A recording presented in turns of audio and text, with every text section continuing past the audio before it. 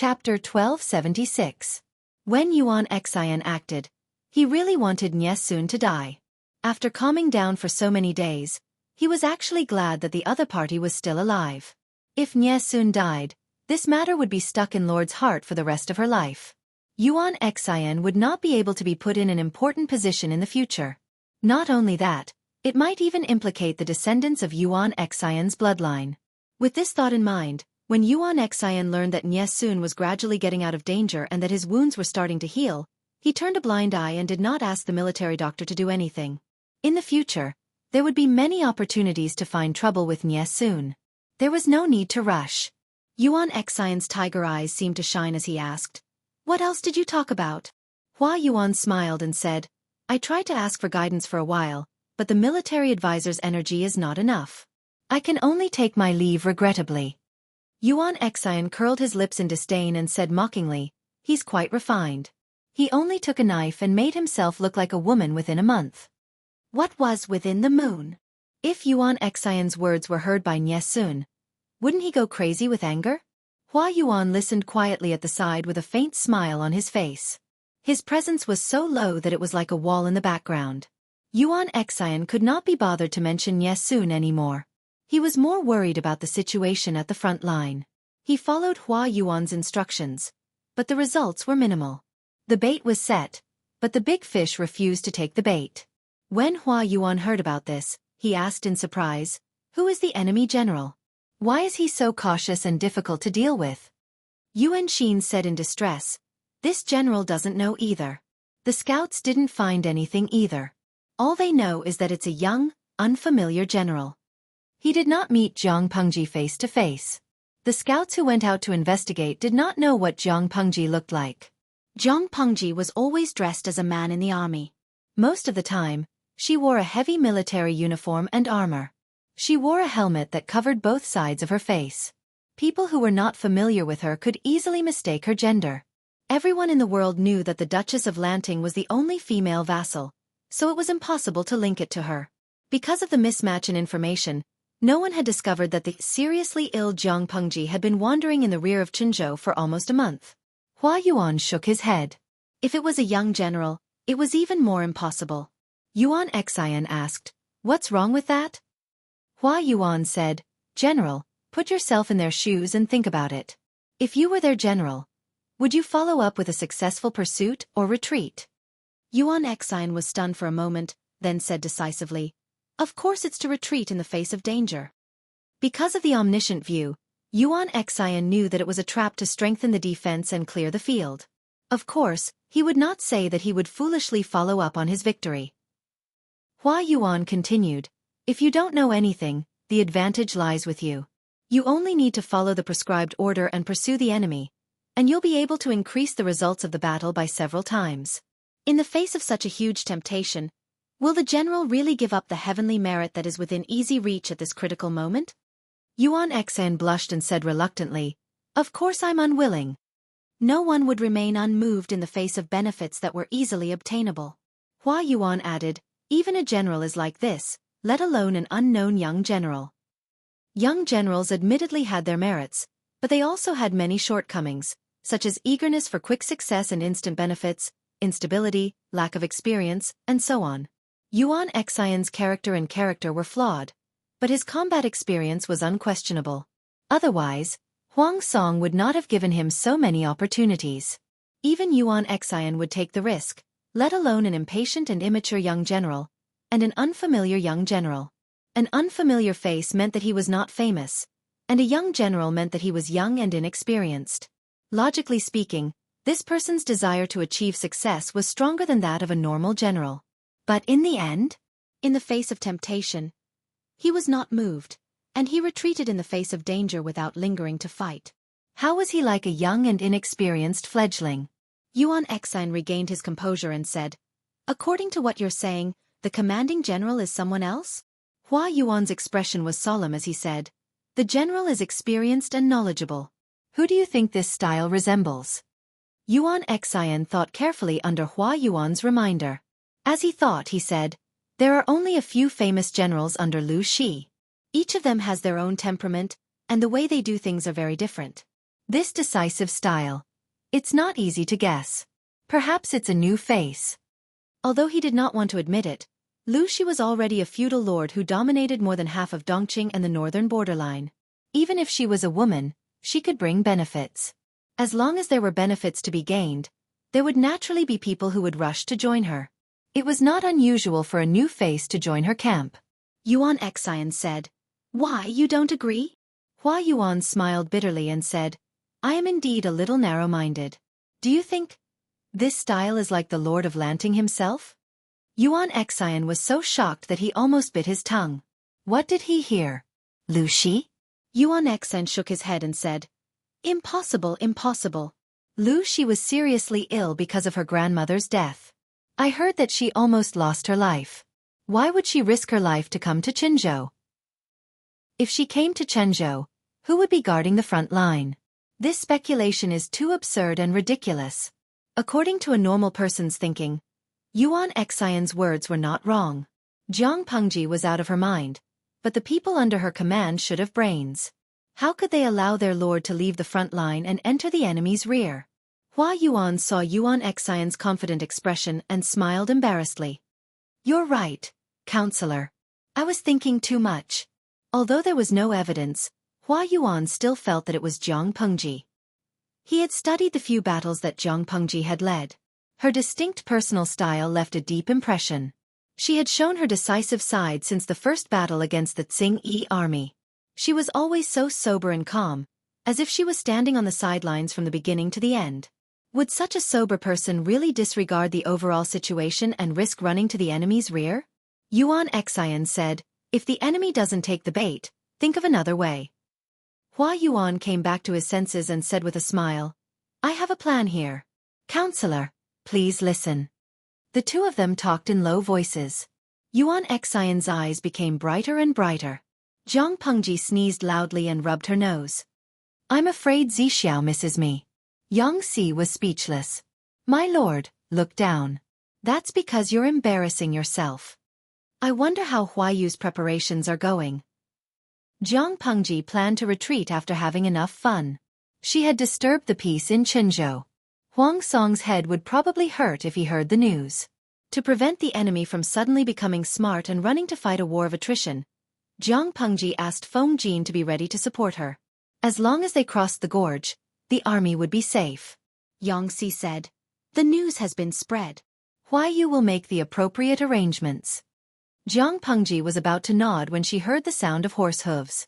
She saw two teams of scouts rushing back to the army.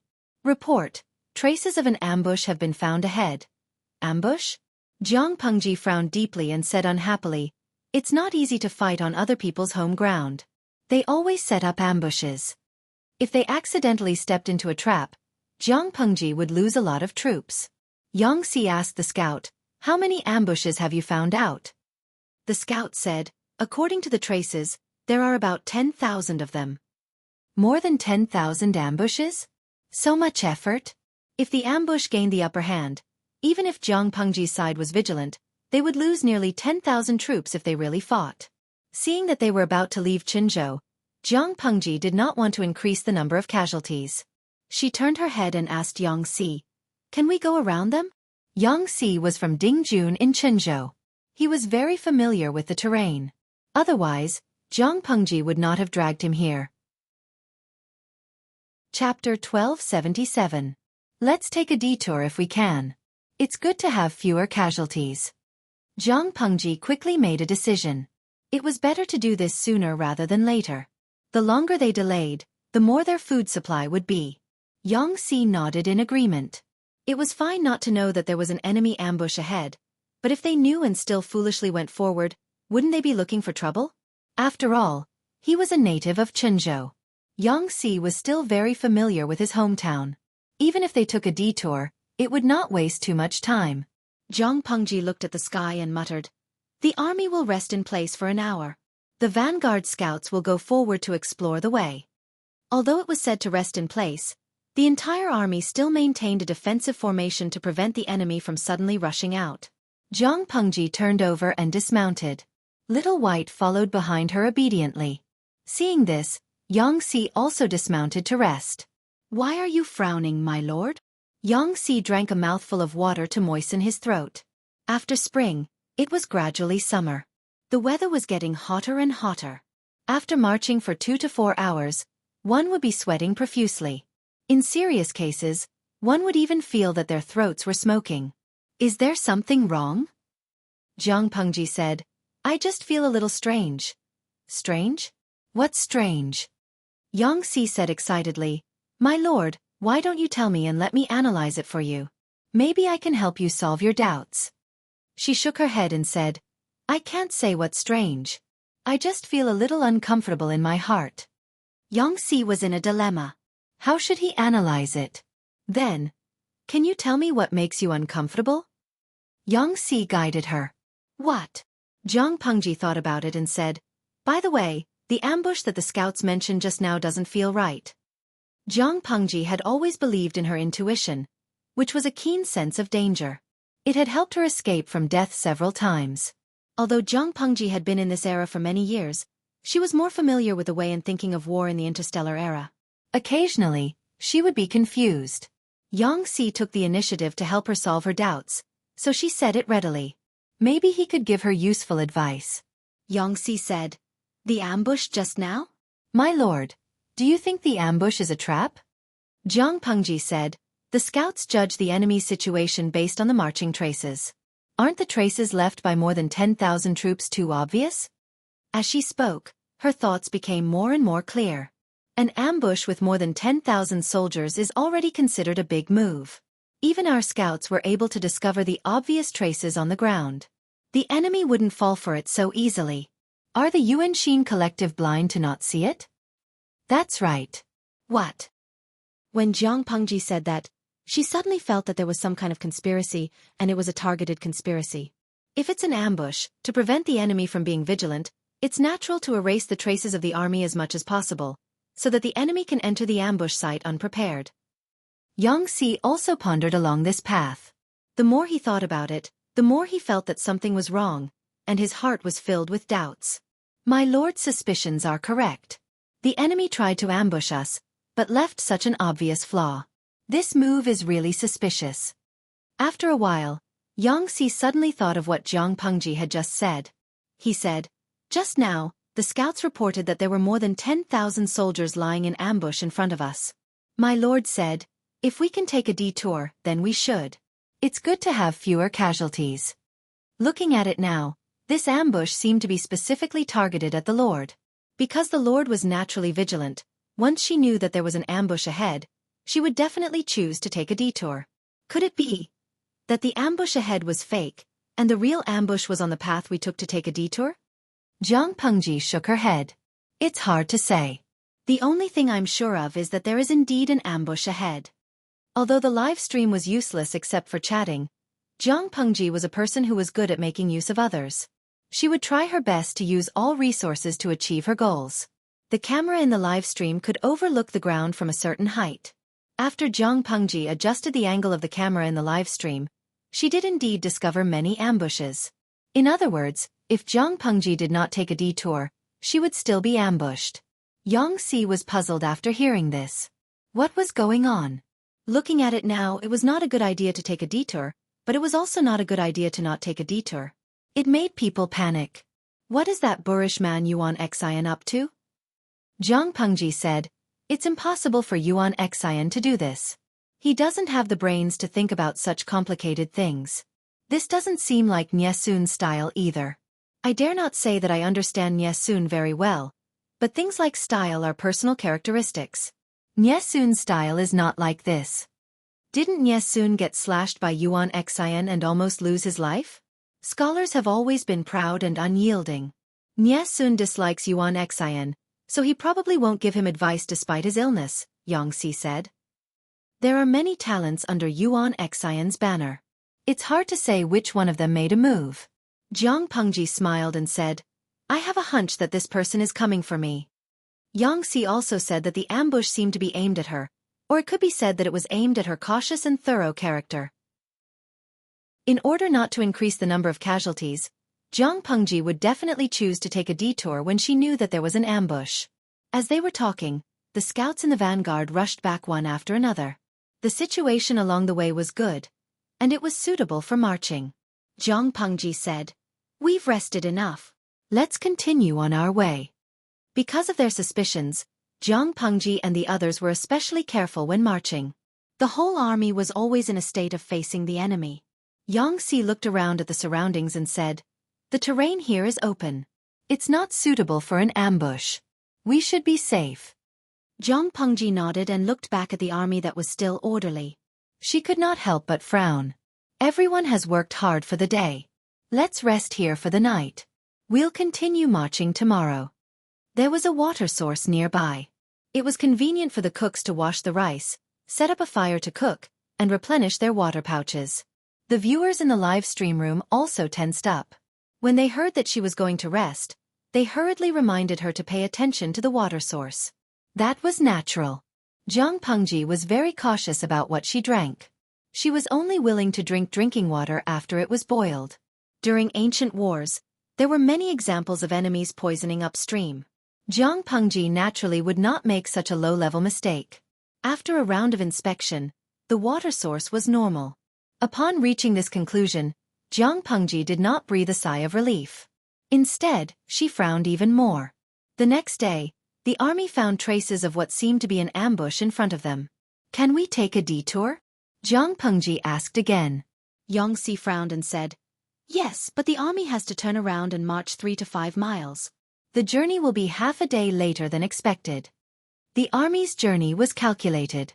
If they exceeded this time, they would face the pressure of a shortage of military rations. Zhang Pengji said, "Take a detour." Yang Si hurriedly said, "But my lord," Zhang Pengji said, "I want to know what the other party is up to. I've seen some clues. It's only half a day. It's not a big deal." Helpless, Yang Si could only comply. A strange intense atmosphere pervaded the whole army. The officers and soldiers did not understand why they had to take a detour several times. Chapter 1278. Sure enough, one day after the second detour, they ran into another ambush. Yang Si's eyes were filled with astonishment as he suddenly understood. "Your Highness, Yuan Xian is trying to drag us to death." The longer they marched, the more rations they consumed. If they couldn't meet up with Feng Jin and the others before their rations ran out, a total of 50,000 soldiers might really be killed here by someone's scheme. At the thought of that possibility, Yang Si felt both relieved and scared. It's not as simple as delaying time. "Didn't you notice that the soldiers' energy is also depleted very quickly?" Zhang Pengji said, "Because there's an ambush, the soldiers have to raise their spirits to deal with it. It's fine if it's only for a short while, but if it's like this for a few days in a row, he won't have enough energy, and his combat strength will definitely drop." His spirit wasn't good, and he was hungry. How much of his battle prowess could he display? Yang Si said, "My lord, what should we do now?" Zhang Pengji retorted, "What do you think?" Yang Si said, "Instead of being so timid, why don't we go all out and kill our way out? We can't lose the bigger picture because of a small gain." Yang Si would really vomit blood if he lost 50,000 troops and a lord because he was afraid of losing a few thousand troops. Zhang Pengji sneered as she unsheathed the god-slaying sword from her waist. The shiny blade shone with a piercing white light under the reflection of the sun. What a coincidence, I was thinking the same thing. Zhang Pengji had never been a person who was afraid of battles. She was cautious by nature, but that did not mean that she was timid and would not lose sight of the bigger picture. After being schemed against like this, if she didn't take revenge, she would really be looked down upon. Continue advancing. If they continue to fight like this, their morale, combat strength, and the energy of their soldiers would be greatly reduced. At that time, they wouldn't have the strength to fight even if they wanted to. It's like boiling a frog in warm water. Zhang Pengji said, "The other party took advantage of the fact that I didn't want to increase the number of casualties and designed the so-called ambush. They made us take a detour unknowingly and did useless work. If I had chosen to avoid the battle for this reason, I would have fallen into the enemy's trap. It was a good idea to slowly whittle down their forces bit by bit. Moreover, the rations along the way had already been cleared by the enemy. We don't have any supplies, and we're in a desperate situation. We can only wait for death. I'd like to meet the person who came up with the idea." Yang Si shook his head. Judging from the layout, he has a good understanding of the situation in Chunzhou and the speed of our army's march. If he doesn't understand it, any mistake in any part of the process would be useless. If Zhang Pengji's marching speed was faster than expected and they happened to bump into Zhang Pengji's army when they were preparing to set up an ambush, they would be courting death. If Zhang Pengji's marching speed was slower than expected, the current effect would not be achieved. Only by calculating everything perfectly could one press on step by step and force the enemy to run for their lives. Zhang Pengji sneered. No matter how good the idea is, once it's seen through, it's worthless. She's afraid of ambushes? Of course she was not afraid. So what if there was an ambush? Not to mention 10,000 ambushing soldiers, even 50,000 ambushing soldiers would not be able to stop all of her troops. If the target was wary, the effectiveness of the ambush would be greatly reduced. A smile appeared at the corner of Yang Xi's lips. He really liked to see his lord's confident expression. No one wanted to follow a timid, weak, and incompetent lord. It was so frustrating to be a subordinate. According to Hua Yuan's calculations, Zhang Pengji should endure for a while more before exploding. She had stepped into the trap that he had set up, which was extremely suitable for an ambush. Unexpectedly, her temper was more irritable than Hua Yuan had imagined. She could not hold it in any longer. She could not bear it anymore. There was no need to bear it anymore. Faced with Zhang Pengji's unconventional actions, Yuan Xian was the first to be dumbfounded.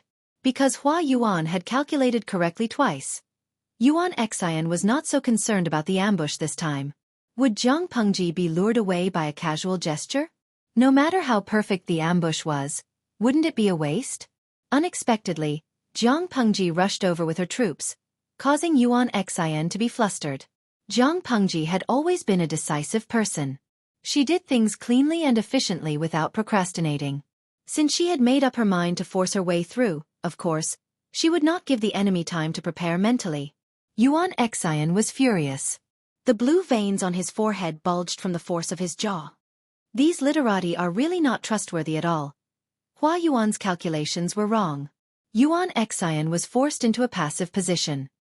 He was the one who ambushed, but now it was as if he had been ambushed by Zhang Pengji.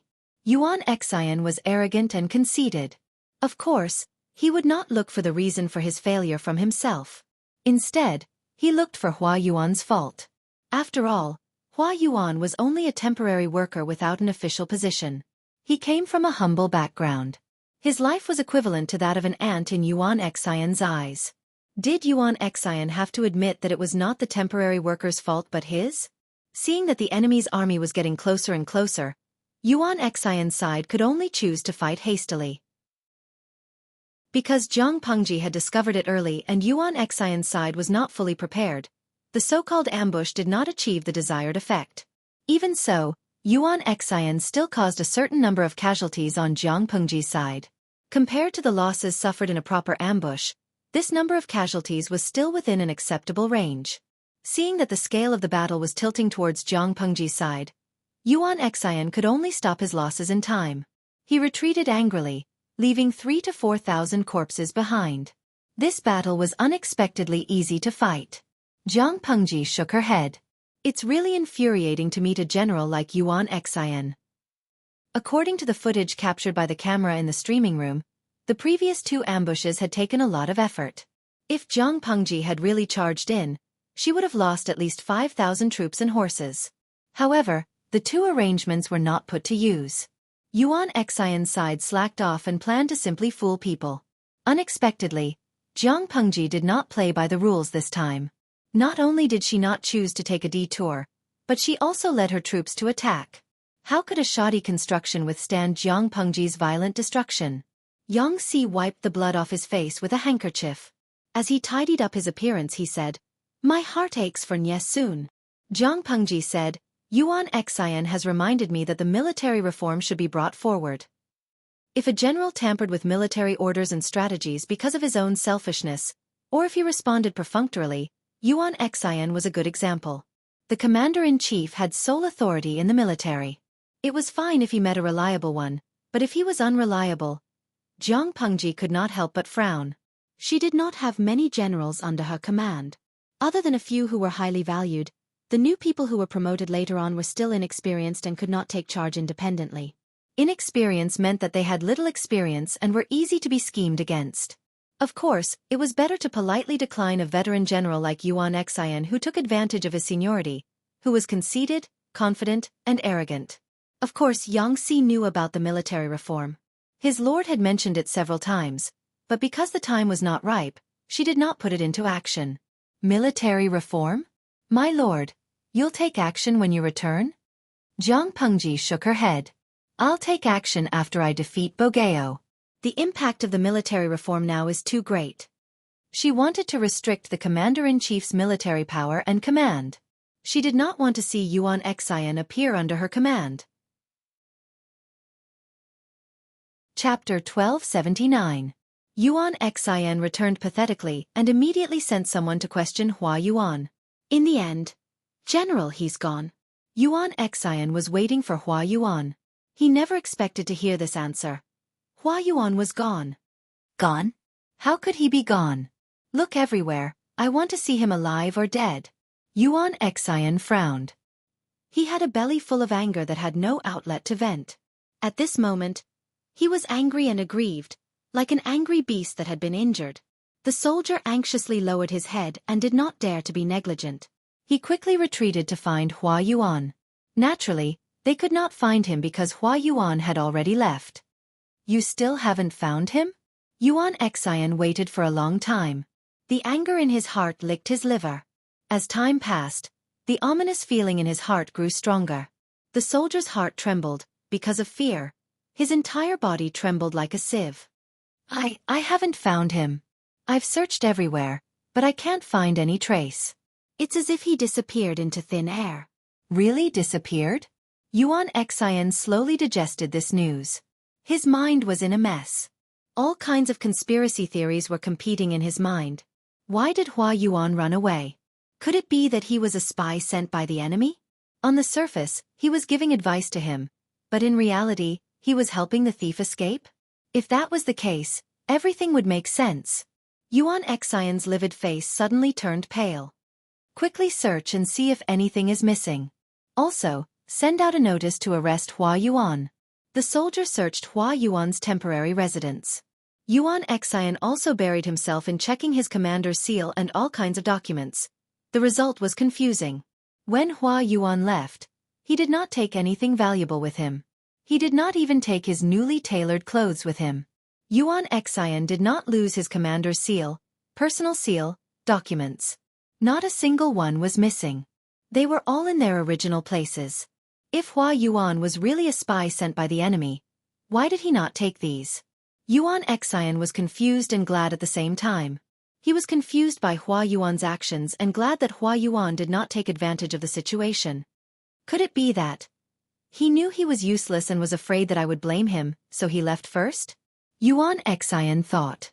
He felt that this guess was the most likely. Although he was unhappy that Hua Yuan had escaped, compared to the worst situation, the current situation was already very good. Yuan Xian said angrily, he got off lightly. If he could capture Hua Yuan, he would definitely skin this fellow alive to vent the hatred in his heart. Where was Hua Yuan right now?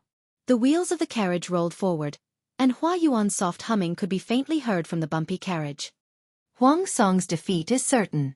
I'm afraid he's no match for Lu Shi. Hua Yuan was still in his original shabby attire. His legs were crossed inelegantly and his back was bent forward lazily. His body swayed along with the jolting ox cart. In the carriage, there was a young man about 11 or 12 years old. The young man was dressed in ordinary clothes, but he had an air of nobility about him. His features were elegant and handsome. Anyone who saw him would praise him as a good seedling, and his future could be seen. The youth asked in surprise, "Sir, are you so sure?" Hua Yuan sneered.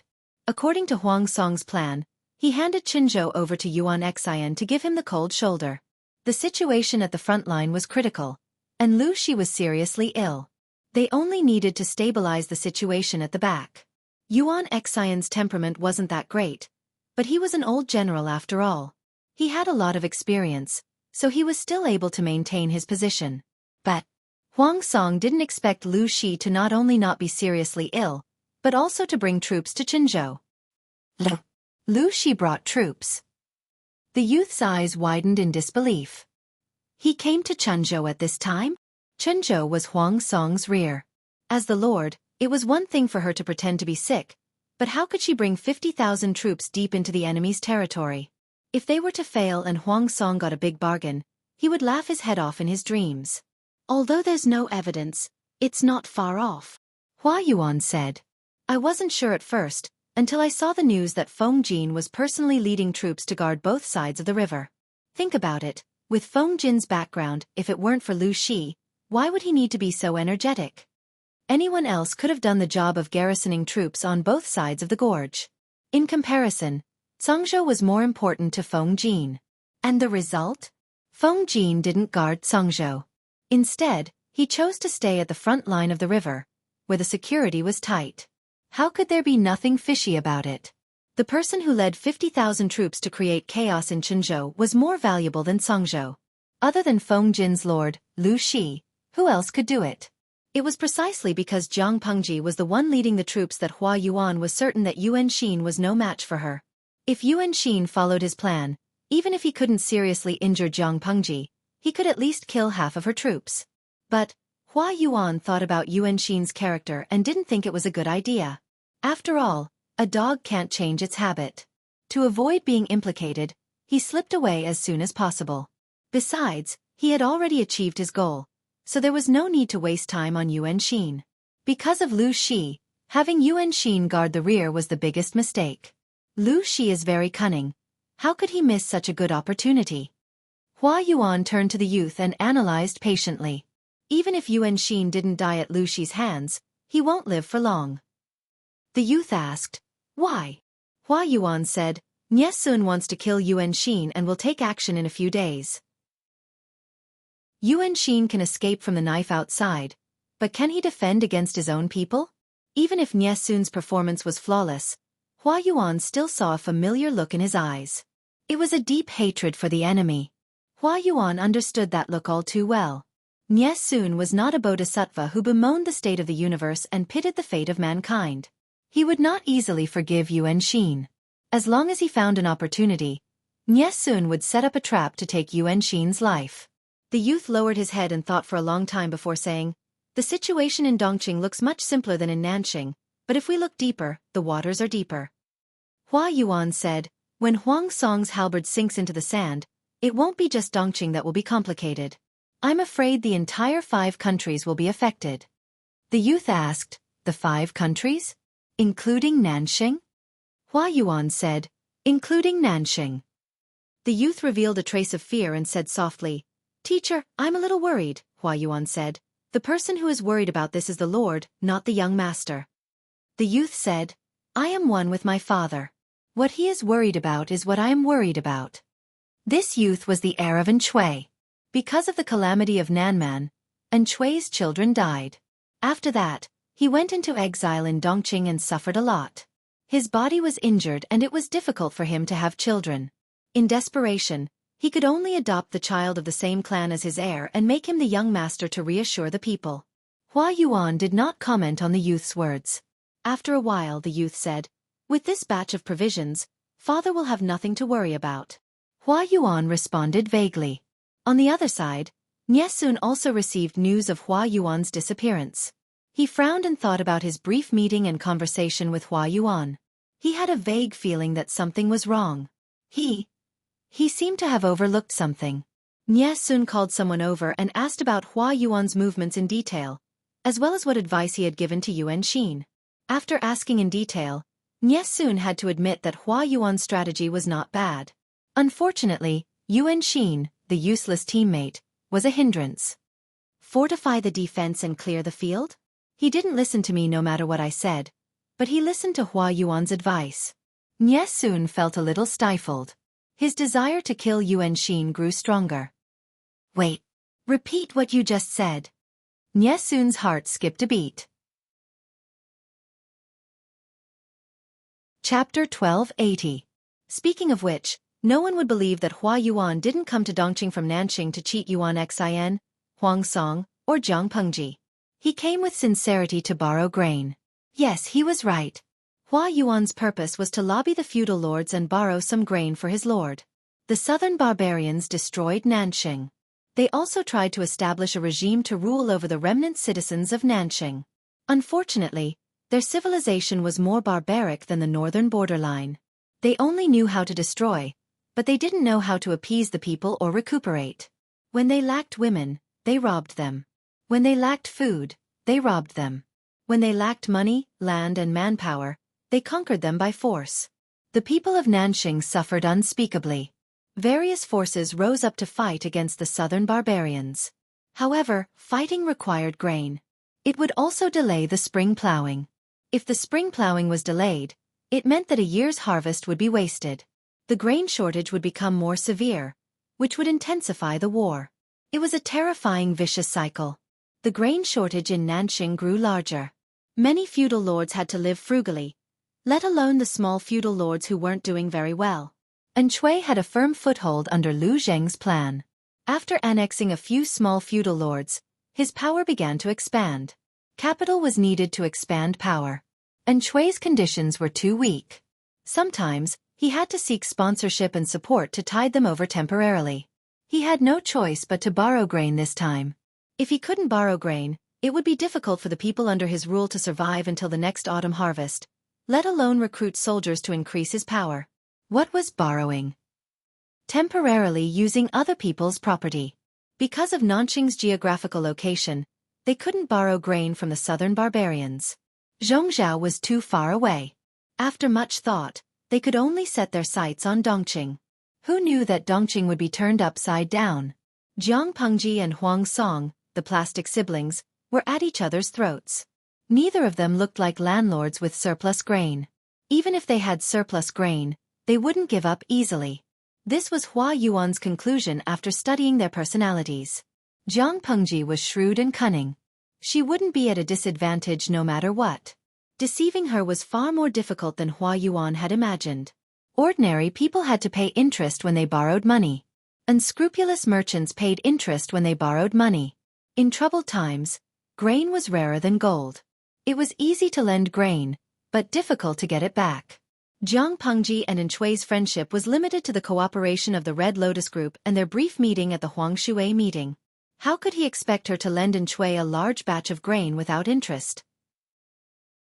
Before they arrived in Dongqing, Hua Yuan had some thoughts, but they were gone after that. Before Hua Yuan went out to borrow food, Lu Zhang, the chief strategist in Shui's tent, even gave him a sad poem. Huang Song might have a chance, but Lu Xi is out of the question, Lu Zheng said. When Jiang Pengji was studying in Langya County, he and Jiang Pengji had interacted before. He knew very well how shrewd she was. The 1,000-year-old fox spirit could only be toyed with by her. Even if Hua Yuan was powerful, he would probably be defeated by her. Hua Yuan didn't know how difficult Jiang Pengji's strategy was. He said arrogantly, "How do you know it's impossible if you don't try?" She occupied 70% of the places that produced grain in Dongqing. It was said that she had managed her business well these past few years. She had fought several big battles in other people's territories. The land under her rule had always been prosperous, and she had stored a lot of grain. Speaking of which, Lu Xi is the one who doesn't have to worry about food during the spring festival. Not to mention the assets that Jiang Pengji had earned herself, the funds that Lu Xi had prepared for her were not small. Even if she hadn't reached out to Lu Xi, in the eyes of outsiders, the father and daughter were inseparable. The resources that Lu Xi had accumulated were all for his daughter. Lu Zheng shook his head. If you have the chance to see her, you'll know what kind of person she is. Hua Yuan said, "You were friends with her when you were young. Why? Was she difficult to deal with in the past?" She was very difficult. When she was studying in Langya, she was the devil that everyone avoided. If you borrowed grain from her, you'd be in a good mood if you paid 90%. If you were more ruthless. Lu Zhang paused at this point, and his expression became a little strange. Hua Yuan was speechless. 90% paid 13%. This was not much different from money from the government. The more Lu Zhang said this, the more curious Hua Yuan was about Jiang Pengji. After all, she was the first female lord in history who dared to fight for the world with the male lords. If a woman didn't have extraordinary abilities, how could she convince so many talents to willingly follow her orders? In the end, when Hua Yuan arrived in Dongqing, he found out that the two of them were locked in a fierce battle. Fighting a war was an activity that burned money and food. They didn't even have enough food, so how could they lend it to others? Even if Hua Yuan wanted to borrow money from the government, Huang Song and the others wouldn't let him go. Since he couldn't do it through proper channels, he could only think of a roundabout way to save the country. Hua Yuan carefully studied the entire situation of the war and keenly discovered that Qinzhou was profitable. He immediately rushed to Qinzhou. Yuan Xian and Ye Sun didn't get along. The former hurt the latter with a knife, and he was forced to jump up and down by Jiang Pengji's 50,000 troops. God is helping me. A plan quickly formed in his mind. Hua Yuan rubbed his hands excitedly. He knew how to get something without risking anything. Ye Sun and Yuan Xian didn't get along, and his life was in danger. The possibility of Hua Yuan's identity being exposed was minimized. Yuan Xian was arrogant and unruly. He refuted Ye Sun's suggestion and looked down on Hua Yuan at the same time. He was confident that Hua Yuan wouldn't dare to play tricks. Little did he know that Hua Yuan's ability to manipulate people's hearts was even better than Ye Sun's. He and Ye Sun both proposed to strengthen the defense and clear the field. The only difference was the final disposal of the grain. Ye Sun suggested to send the grain to the border of Haozhou. Not only could it prevent Jiang Pengji from feeding her troops, but it could also support Huang Song's troops at the front line. If Jiang Pengji had no choice but to retreat, the grain could also be transported back to Qinzhou at the fastest speed to appease the people. Hua Yuan's suggestion was completely different. He suggested that Yuan Xian send the grain to the south of Qinzhou because the south was the rear. The reason he gave was also very convincing. He used the grain as bait to lure Jiang Pengji's troops deeper into the enemy's rear. It would be too late for her to retreat. The grain carried by the 50,000 troops wouldn't be enough for them to rush out of Qinzhou. They could only be trapped in the hinterland of Qinzhou and die from a lack of food and water. Little did they know that Hua Yuan gathered the grain to the south of Qinzhou just to make it easier for him to steal. He didn't touch anything in Yuan Xian's letter when he left, but he imitated the notes and seals in Yuan Xian's letter and made a fake transfer order. When Yuan Xian realized that something was wrong, Hua Yuan openly took the grain away. If Jiang Pengji hadn't played her cards irrationally and disrupted the established plan, Yuan Xian might have reacted a few days later. Ye Sun realized that something was wrong and hurriedly informed Yuan Xian to send troops to chase after the grain. Yuan Xian didn't believe it at first. He thought that Ye Sun was deliberately looking for trouble. But when he thought of Hua Yuan's various actions, Yuan Xian was skeptical and sent troops to chase after the grain. It was a difference of 2 to 3 days. When Yuan Xian's troops arrived at the place where the grain was stored, they found that the grain depot was empty. Chapter 1281. Because of Hua Yuan's stroke of genius, Yuan Xian couldn't care less about Jiang Pengji. Jiang Pengji was also puzzled. I just beat up Yuan Xian, who ambushed me. Why did he learn to behave? Jiang Pengji was not used to Yuan Xian not causing trouble. She was afraid that the road ahead would be full of traps. Unexpectedly, it was peaceful. Until Jiang Pengji met up with Feng Jin and the others, she did not encounter any obstacles. Yuan Xian could not even protect himself now. He had lost all the surplus food in Qinzhou. How could he still be in the mood to stop her? If it weren't for the supplies in the military camp, perhaps he would be the one who ran out of food now. Feng Jin was equally surprised when he heard Jiang Pengji's words. Yuan Xian is a reckless warrior. He has the most violent temperament. My lord has been causing trouble in Qinzhou for so long. Yuan Xian will definitely not let it go. In the end, there wasn't even a decent obstacle along the way. This is too unusual.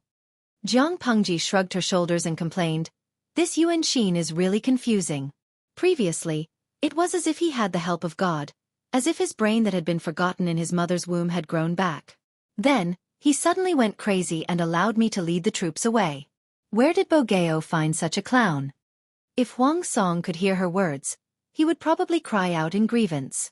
If he could, he did not want to find such a clown. His clown was a joker. Yuan Xian was born to be his bane. Feng Jin automatically ignored his lord's derogatory words. He smiled and said, we'll know once we investigate. Let's see what he's up to. When she sent someone to investigate, she found that the atmosphere in Chenzhou was very strange. The situation was so tense that Jiang Pengji suspected that something had happened to Huang Song. Could it be Bogeo? Jiang Pengji thought maliciously. Feng Jin shook his head. If something had happened to Huang Song, there was no reason for there to be no news from the front lines, while Chenzhou was in a state of panic. The biggest possibility was that something had happened to Chenzhou, and it was not a small matter. Jiang Pengji said straightforwardly, "Then investigate again. Anyway, the person who is most anxious about something happening in Chenzhou is not me, but Bogeo." Feng Jin was speechless. His lord's words were very reasonable. Her words were priceless. Nonsense. She usually behaved more casually than anyone else, but once someone touched her eyebrows, she would explode like a firecracker. Yuan Xian could seal some people's mouths, but he couldn't make everyone keep their mouths shut. Not to mention that the food in Chenzhou had been stolen by an unknown force. Those who knew about it were panicking. When the food ran out, the first thing that would be affected was their own interests. There were always big mouths that couldn't keep their secrets. What is the most plastic sentence in the world? It was nothing more than, "I'm only telling you because we're brothers/friends. Don't you dare sell me out. I'll never tell anyone. Heaven knows, earth knows, you know, and I know. Don't worry." Within a few days, the so-called secret had spread everywhere. Without food, everyone had to face the pressure of survival. Naturally, the so-called secret could not be kept. Jiang Pengji quickly solved the case. She knew the real reason why Yuan Xin did not stop her. This Yuan Xin. He's really cunning. He's a professional betrayer. Jiang Pengji could not help but give Yuan Xian a thumbs up. Not only did Yuan Xian's actions harm the people of Chenzhou, but he also caused his lord, Huang Song, to bleed. I don't know how Bogeo will react when he finds out. I guess he'll have to prepare a quick heart reliever. No, I have to get someone to prepare a banquet to celebrate. Feng Jin was most afraid of listening to Jiang Pengji's lewd words because he could not understand many of them. They were on two completely different channels. Yang Si listened with great interest. He could roughly guess the meaning of every lewd word from the context. The more he listened, the more he found it interesting. He felt that when he was old, he could write a biography specifically to recall his lord's lewd words. Maybe he could leave his name in history. Feng Jin looked at Jiang Pengji helplessly. His lord was an adult in her 20s. Why was she still so lively? Even if he took pleasure in other people's misfortune, he could not show it on the surface. He could just laugh in his heart. If he really could not take it, he could go back to his room and laugh. Jiang Pengji continued, "If Yuan Xian was not a member of the Yuan family, perhaps Bogeo would suspect that I sent him undercover." Yuan Xian was really capable of tricking his teammates. Feng Jin said, "My lord, this is a good opportunity to take down the entire territory of Chenzhou." "Yes, I know," Jiang Pengji said. "Counting the days, I've been sick for almost 3 months. It's time for me to recover. My trusted subordinates know that I'm pretending to be sick, but the soldiers and the people don't know. If I don't show up for a long time, people will be anxious and it will be easy for the enemy to take advantage of the situation." If she had waited longer, there might have been rumors that Jiang Pengji had died of illness. Jiang Pengji was very clear about the situation of her own forces. She used forceful methods to suppress those ambitious fellows and cut off their path to pursuing benefits. If she continued to be powerful, the other party would obediently lie low. If she showed signs of weakness or was unable to do as she wished, the other party would rise with the wind. This was a process of competition where one party would weaken while the other would strengthen. Jiang Pengji did not want them to lose control. Unbeknownst to them, the forces in Hu County were already ready to make trouble. Feng Jin said, "My lord, you mean," Jiang Pengji said, "I have to go. You, Officer Meng, and the others will be fully in charge of the matters in Chenzhou." Chenzhou's vitality had been greatly damaged. It had no ability to cross the gorge and attack Cangzhou. Jiang Pengji had no more worries. Feng Jin said, "I understand. I won't let you down." Just as he was rubbing his palms together and preparing to deal with Yuan Xian, someone unexpectedly beat him to it. Yuan Xian's troops did not manage to retrieve the rations. They did not even see Hua Yuan. He was frustrated and irritable. Yuan Xian felt that he was too ashamed to face Huang Song after losing such a good hand of cards. Alcohol was a good way to vent one's emotions. Yuan Xian was an alcoholic, so naturally, he was no exception. However, Yuan Xian's alcohol tolerance was not very good. He liked to lose his temper after drinking. He would beat, scold, and humiliate people at every turn. Almost no one dared to get close to him when he was drunk. Nyesun knew this very well.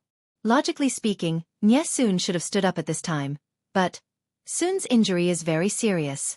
The military doctor said that he needs to rest quietly until the wound heals. Otherwise, there will be a hidden danger that it will relapse and tear again. Nyesun's face was pale. He could not hide the worry between his brows. The general has been drowning his sorrows in alcohol for several days. If the enemy takes the opportunity to attack, it's a small matter if we lose our lives, but I'm afraid that we will fail to live up to the Lord's expectations and lose the entire Qinzhou. I have a presumptuous request, and I hope that the two deputies can agree to it. Can you help me urge the general to drink less and pay more attention to military affairs?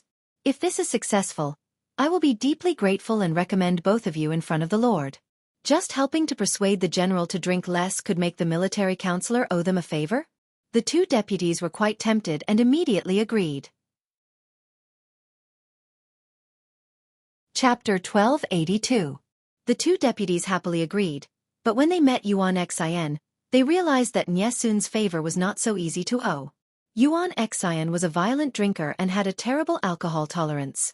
He often beat people to vent his anger. Sometimes, he was ruthless, and a life might be lost. The soldier who delivered Yuan Xian's food was 2 steps late, and the food was a little colder than usual. He flipped over the food table in anger. Even a lowly soldier dares to neglect me. How infuriating! Yuan Xian was drunk, and his chest was filled with burning anger.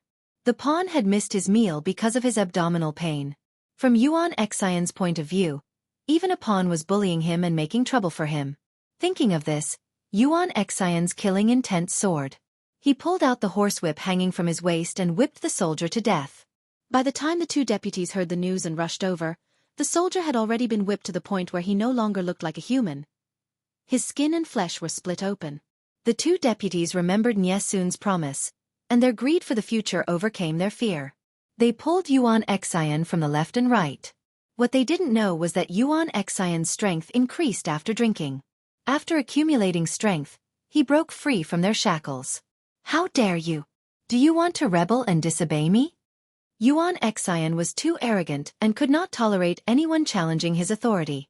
His already violent and dark emotions were released to the maximum because of the alcohol. The two deputies did not help him, but helped the soldier stop him. Wasn't this a sign of betrayal? Yuan Xian was drunk. In his mind, he thought of Hua Yuan fooling him and the lost provisions. His violent emotions overflowed. Even you? Haha, 2 lowly beasts dare to disobey me. Yuan Xian hiccuped and rolled up the horsewhip with a grim smile. You don't want your dog's head anymore, do you? Men, take them down. The two deputies knew that Yuan Xian had a bad temper after drinking, but it wasn't to this extent. When the two of them heard Yuan Xian's slanderous and insulting words, their expressions changed. Yuan Xian could use the excuse of being drunk as an excuse, but what he said just now must be his true thoughts. He just hid it well and did not show it. Now that he was drunk, he released the most brutal and real beast in his heart. The faces of the two deputy generals were ashen. They knew that Yuan Xian did not like to get close to martial artists of common birth and rarely promoted generals of this line. He preferred to get close to trusted aides that he had personally pulled up, but they did not expect Yuan Xian to have such thoughts. It was too chilling. There was no such thing as the coldest, only the coldest. They would never be able to guess what Yuan Xian would do when he was drunk. They couldn't guess the result, but Nyesun had an idea. Otherwise, he wouldn't have chosen them. Yuan Xian hated martial artists who were born as commoners. When they were rational, they still knew how to put on an act. But when they were drunk, they lost all rationality. He had always disliked these two deputies, but they had been promoted by Huang Song, so Yuan Xian could not openly suppress them. Now, Huang Song was not there, and no one could suppress the drunken and violent Yuan Xian, which made Yuan Xian's negative emotions explode to the maximum. The two deputy generals had also done something Yuan Xian hated. Not to mention a beating, A round of scolding was unavoidable. Not only did Nyes-soon understand Yuan Xin, but he also understood the two deputy generals.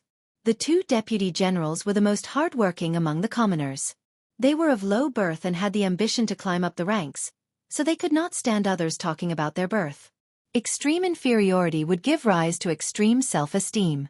Yuan Xin had repeatedly challenged their bottom line, so it was only a matter of time before the three of them killed each other. What did Nyes-soon do? All he did was gather the three fellows who were prone to explosive reactions together. However, even though Nyes-soon had calculated the whole situation, Yuan Xion's degree of cooperation still surprised him. Hiss, this boorish man is so violent. The two deputy generals went to stop Yuan Xian, but he unexpectedly exploded and killed the two of them. It was not that they could not subdue Yuan Xian, but because of their status, they could only passively take the beating. When the barbed whip hit their bodies, a bloody groove would appear with each lash. The two of them asked for some medicine from the military doctor and applied it on their wounds. It hurt so much that their muscles twitched, and their facial nerves went out of control because of the pain. You and I have been indebted to our master, so it is our duty to be loyal to him. What is Yuan Xian? Why should we suffer from his anger? The other person's injury was lighter. He was luckier and was only injured, but he looked much better than his companion. The first deputy general frowned and sighed helplessly. Ah, don't say any more. This Yuan Xian is not much better than us. Who asked him to have good eyes and reincarnate well, becoming our master's uncle? If this matter blows up, we will be the ones to suffer. It is not worth it. If they could bear it, then bear it. They had to lower their heads when they were under someone else's roof. If they wanted to make a living, they could not afford to offend someone like Yuan Xian. Who knew when he would make things difficult for them? Yuan Xian, this boorish man, is the most vengeful. If we offend him today, who knows what kind of humiliation we will suffer in the future?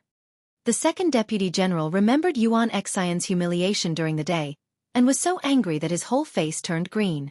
He wanted to chop Yuan Xian's mouth and tongue into minced meat. The first deputy general lay on the bed and thought for a while. We are not the only ones who offended Yuan Xian. Why don't we ask the military counselor for a solution? From Yuan Xian's point of view, the two deputy generals and Nyes-soon were natural allies. The enemy of the enemy was a friend. The second deputy general frowned and said hesitantly, "Is it okay with the military counselor?" The second deputy general sneered. Yuan Xian almost killed him. If not for the military counselor's luck, he would have reported to the King of Hell long ago. If they could use this opportunity to get closer to Nyes-soon, the two brothers would have a higher chance of success in the future. Nyes-soon saw the two pitiful deputy generals and showed just the right amount of shock and worry. How did the two deputy generals end up like this? The two deputy generals complained to Nyes-soon one after another. They were just short of hugging Nyes-soon's thigh and crying. They had been targeted by Yuan Xian and hoped that Nyes-soon could help. Nyes-soon said awkwardly, "This matter. Soon is also unable to help. There is a strong enemy outside eyeing us covetously. This is not the time to cause trouble." The deputy generals felt a chill in their hearts. Nyes-soon also retreated. Wouldn't they be killed by Yuan Xian? Nyes-soon saw their sullen faces and revealed, "You don't have to worry. Yuan Xian has delayed military plans many times and made big mistakes. He trusted the scoundrels and caused a large amount of food to be stolen. Each and every one of them is a capital offense. If he is punished for several crimes, he won't be able to live in glory for long." The deputy generals were delighted when they heard this, but then they felt a chill. They were at war now. Yuan Xian's matter could only be settled after the war. The two of them were just commoner martial artists without any foundation. If Yuan Xian wanted to kill them, there were too many opportunities. Chapter 1283. The deputies looked at the weak military counselor. They did not have the heart to make things difficult for Nyes-soon. After all, the military counselor was also a victim. Nyes-soon continued, "Why don't you avoid him for the next 2 days and wait for him to calm down?" The deputies could not have asked for more. They knew to avoid Yuan Xian even without Nyes-soon's reminder. Yuan Xian was a mad dog. In front of Yuan Xian, Nyesun inadvertently brought up the matter of Yuan Xian whipping the deputies when he was drunk and advised Yuan Xian to abstain from alcohol and anger. Yuan Xian was already annoyed. Nyesun reminded him again, so he directly vented his anger on the two deputies. The deputies could not bear the humiliation and became angrier. They wanted to twist Yuan Xian's head off. Both sides looked at each other with hatred. Nyesun saw that the fire was good and added more firewood. Neither of the two deputy generals were honorable people. Due to their backgrounds and personalities, both of them were the typical type of people who would act arrogantly once they gained power. In front of Yuan Xian, the deputies were nothing. But in front of the common people, the deputies were high officials who could decide the life and death of a family. On the third day, Yuan Xian was drowning his sorrows in alcohol when a messenger came in to report something. A middle-aged man was crying outside with a roll of straw on his back. He frowned and said angrily, "Send him out." The messenger said. The old farmer knocked and hid along the road, complaining that someone in the camp had taken his granddaughter and tortured her to death. What? Yuan Xian heard this and calmed down a little. He looked angry. Who dared to violate the military rules? Yuan Xian thought that the army was very strict. His Lord Huang Song also forbade bullying the common people. Who dared to commit crimes against the law? How could Yuan Xian sit still when the victim's family had come to his door? It was not that he sympathized with the victim. It was normal for people to die in war, no matter how they died. He could not tolerate someone committing crimes under his nose and challenging his authority. Coincidentally, he needed a channel to vent his anger, so he sent people to bring the victim in. The victim was an old farmer in his 40s. His face was weathered, his skin was dark, and his face was full of wrinkles. "I pay my respects to the general." As soon as the old farmer came up, he bowed to Yuan Xian and addressed him as Great General, which made Yuan Xian feel very comfortable. "What difficulties do you have?" Yuan Xian asked. The old farmer bowed again and raised his hand to wipe the tears on his face. With red eyes he wailed, "I have a granddaughter in my family. She is about to get married, but I didn't expect that a few days ago, a soldier took a fancy to her and forcefully took her.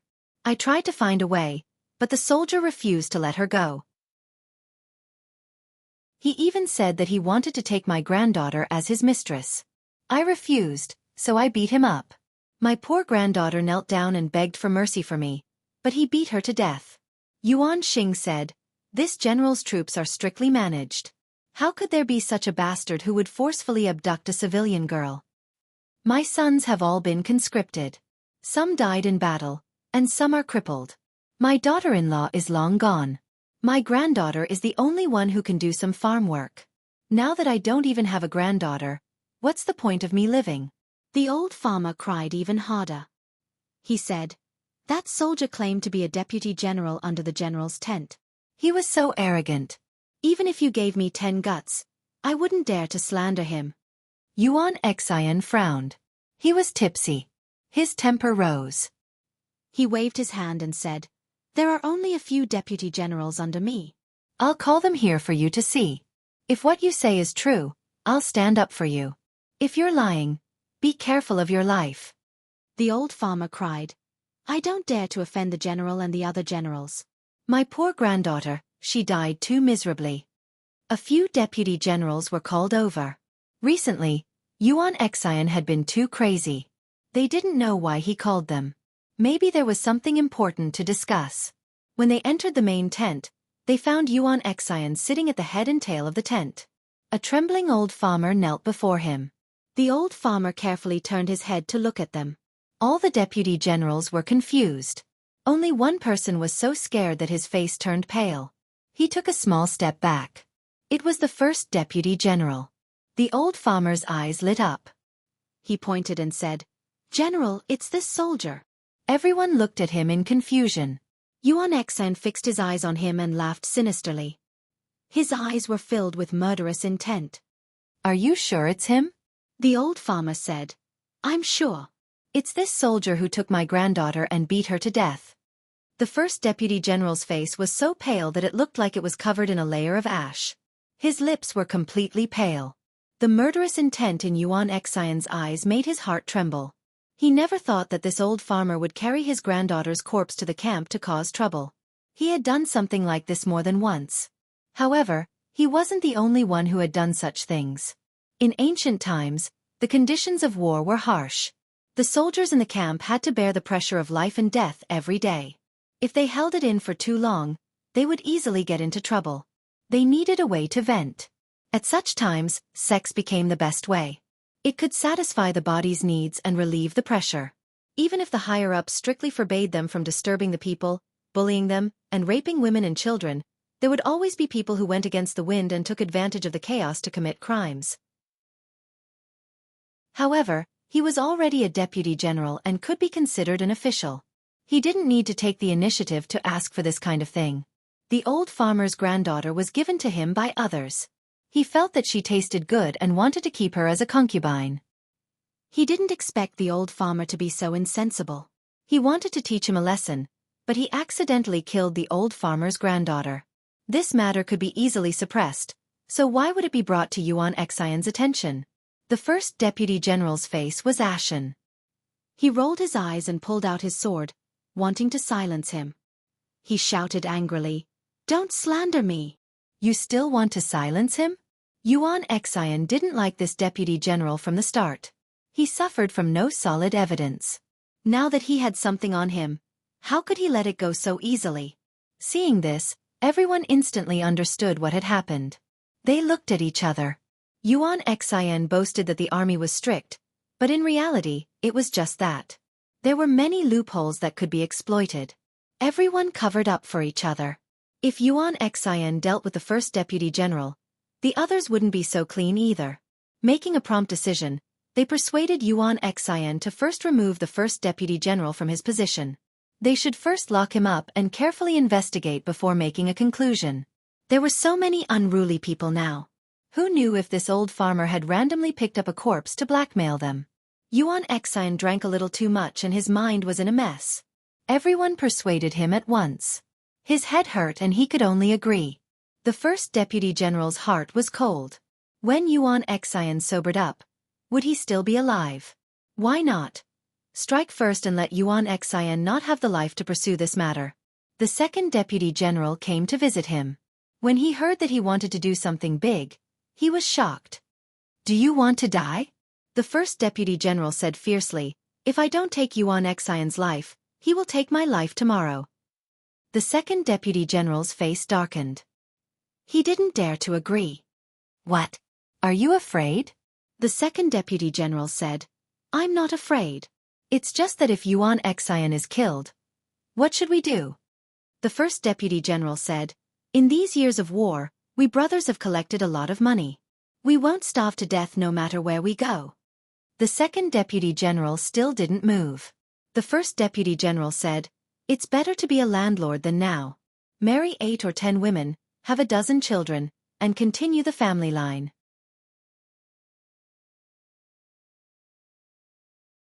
Chapter 1284. Get the wine. Yuan Xian squinted his eyes drunkenly. The skin above his neck was flushed due to the smell of alcohol, and he did not forget to mutter, "Where is he? Where is he? Hurry up and get the wine."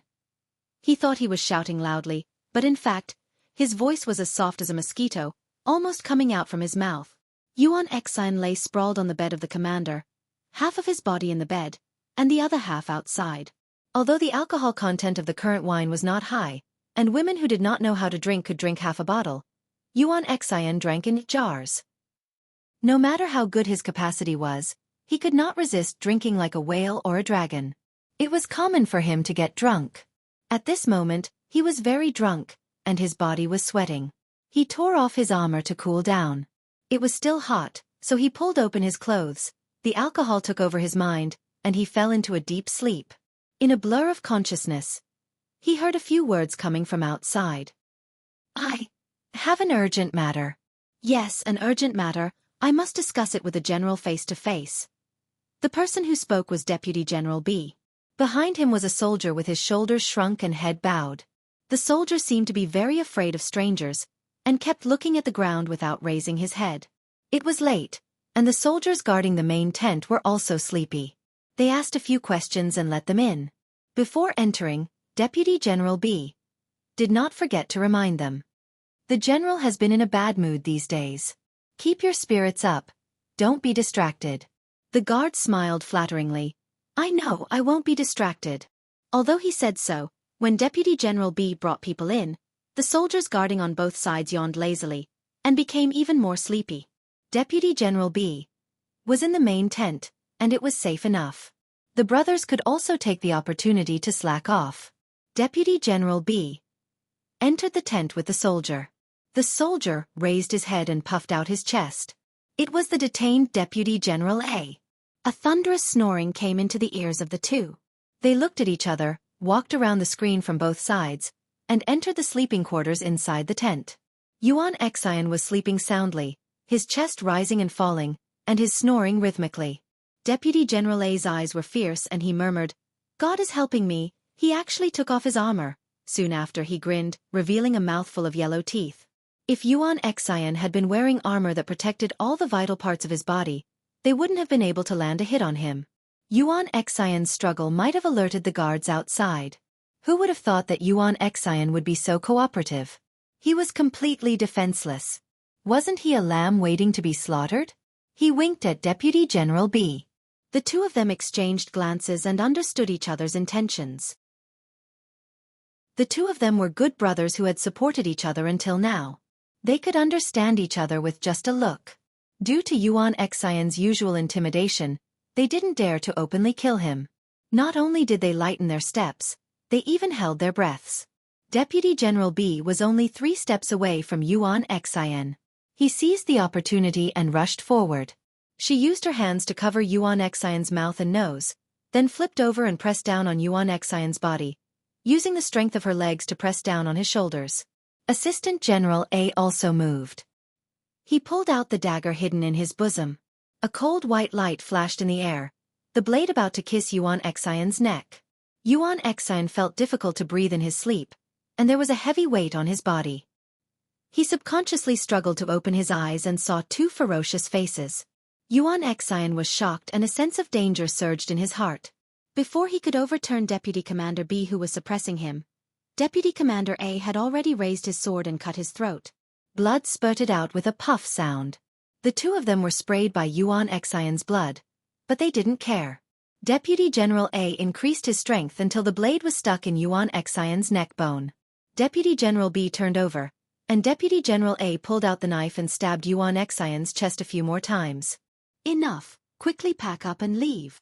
Deputy General B couldn't stand it and quickly stopped his companion from abusing the corpse. Yuan Xian was already dead. Even if Almighty Immortal came, he wouldn't be able to save him. Why waste time on this kind of thing? Deputy General A retracted his hand and peeled off his bloody outer clothes. Before leaving, he turned his head and spat on Yuan Xian's body. Deputy General B adjusted his expression. His heart was beating like a drum, but he looked as if nothing had happened. The soldier on guard smelled the blood on the two. He raised his eyebrows and was about to ask.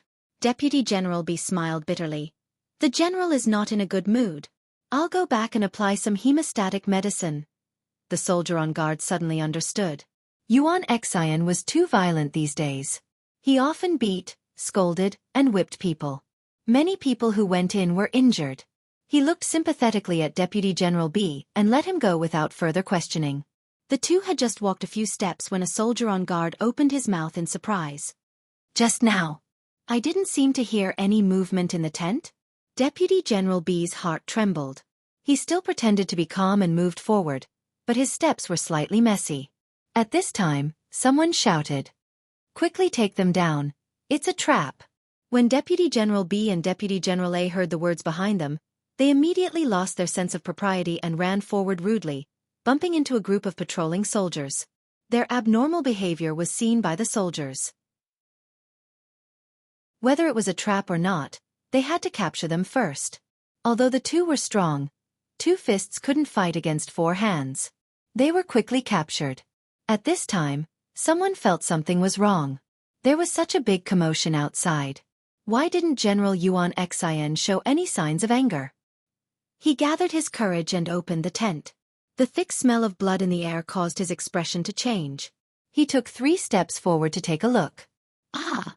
A sharp and short scream attracted everyone's attention. Sun had just fallen asleep when he received the news. When he heard that the two deputy generals had murdered General Yuan Xin, he was shocked. Disregarding his injuries, he stubbornly went over to take a look. The military doctor could only compromise and let the two soldiers support him to prevent his wounds from reopening. Except for certain circumstances, Sun was a very obedient and cooperative patient. His wounds were very deep, but these days he had been obediently recuperating and drinking medicine. Coupled with his young body, the wounds healed quickly. At this time, the wounds had begun to scab and he could occasionally walk a few steps. As long as there were no big movements or violent emotional changes, he should be fine. Why did you murder the general? Sun looked at Yuan Xin's corpse, his eyes filled with shock and fear. Deputy General A had used a lot of force. Yuan Xin's neck had been cut open. The lower half of his body lay on the bed and the upper half outside. Because his head was hanging in the air, it revealed half a bloody cross-section. Blood flowed all over the ground. Yuan Xin was dead. Even as he died, his eyes were wide open, staring unwillingly at the top of the tent. The two deputy generals were tied up. Their faces were ashen and their wretched appearance made it impossible to tell that they had once been valiant. Chapter 1285. Deputy General B knelt obediently. His hands were tied behind his back, and he looked as if he had lost his soul. Sun had been recuperating. Of course, it was impossible for him to know what Deputy General A had done. Why did the general want to kill you for no reason? Deputy General A's face turned green, and he could not squeeze out a word for a long time. An insider came forward to explain the cause and effect of the matter. Sun's face turned pale when he heard that. He looked at Deputy General A with a sharp gaze. Forcibly seizing women, brutally killing women and children, violating military discipline. Are these all true? Deputy General A was speechless. The muscles on his cheeks wriggled because of the force he exerted. His lips moved for a long time, but he did not say a word. With witnesses and material evidence present, he did not even have the leeway to defend himself. What could he say? That he was not the only one who had done it, that others had done it as well, and that they had done no less than him? This was not a reason for him to absolve himself of the crime. There were unspoken rules in the military camp. Otherwise, why would the people secretly call the soldiers military bandits? They wore the clothes of the soldiers and did the dirty work of bandits. Many soldiers who used to be gangsters took advantage of the gaps in the war to secretly rob the people's money. They even rushed into the people's homes to bully women and children. This was a common occurrence. Not only did they bully the living, but sometimes they did not even let the dead off. They made a fortune by digging graves. Of course, digging graves was immoral, but sometimes it was an act of helplessness. If one day Jiang Pengji was so poor that she could not afford to support the soldiers, she might create a tomb raiding officer and embezzle the dead to support the living. The dead would not say a word, but the living would be resentful when they were bullied. No matter how many immoral things they had done, as long as it was not reported to the higher-ups, it could be treated as if nothing had happened, turning a big problem into a small one, and a small one into nothing. However, this was based on the premise that no one interfered. Now that the victim's family came to ask for an explanation, Yuan Xin would definitely not let go of this opportunity. Deputy General A chose to kill Yuan Xin in order to save his life. He thought that they would be safe once Yuan Xin was dead, but he did not expect the matter to be exposed so quickly. Deputy General A did not say a word, tacitly agreeing with Sun's statement. Murdering the chief general, forcibly seizing women and children, and brutally killing women and children. Do you have any objections?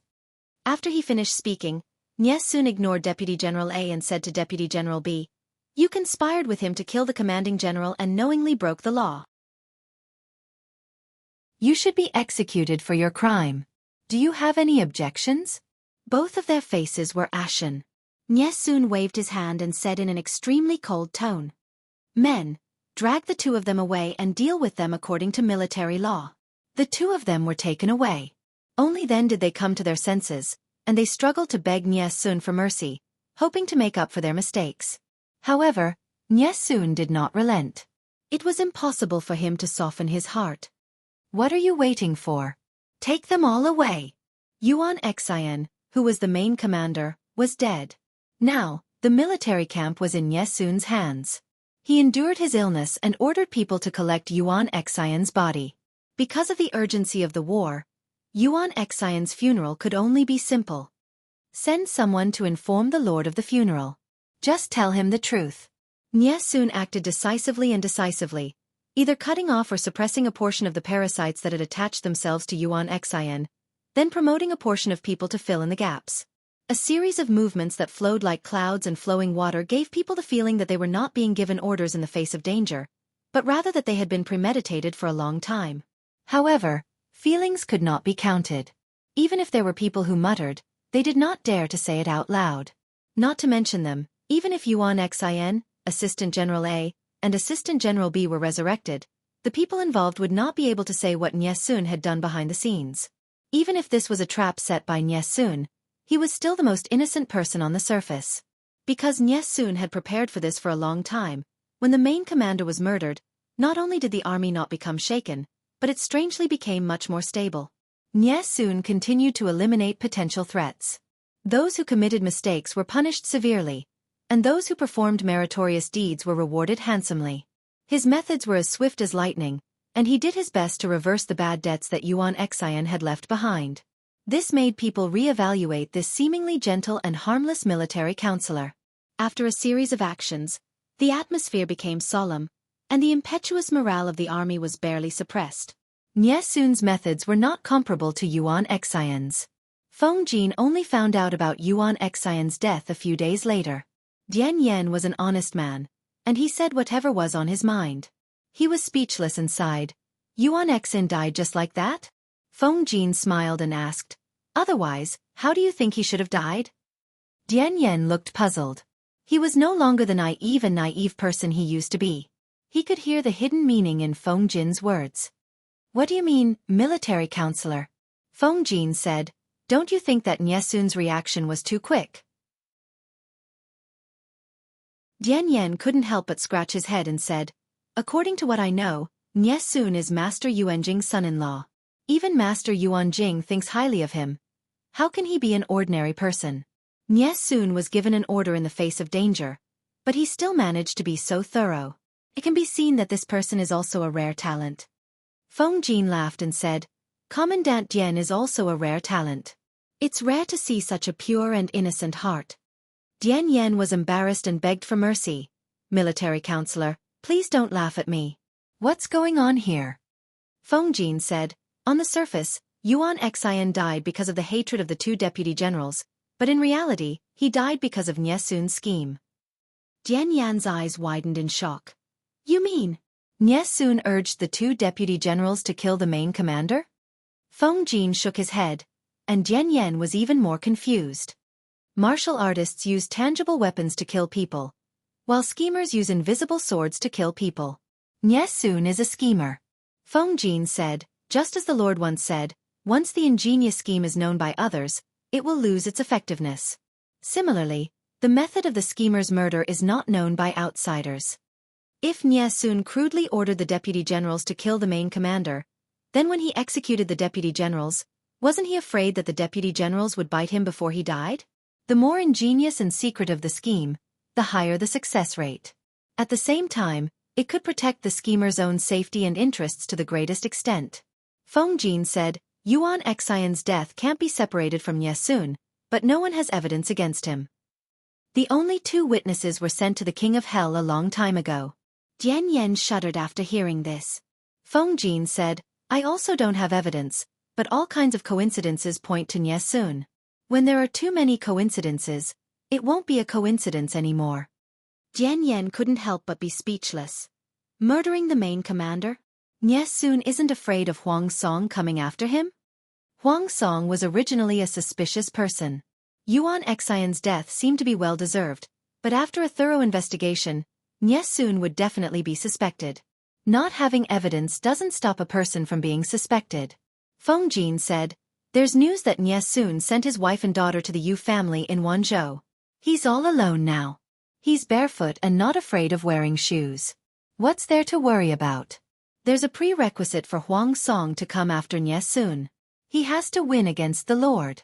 Looking at the current situation, Does Dian Yen think that Huang Song has a higher chance of winning? Rather than saying that Nye Soon killed Yuan Xian to vent his anger and revenge, it's better to say that he staked everything on one throw and went all out. It's just, I don't know if Huang Song is worthy of Nye Soon's painstaking scheme. Without Yuan Xian restraining himself, Nye Soon could completely protect Chenzhou. Unfortunately.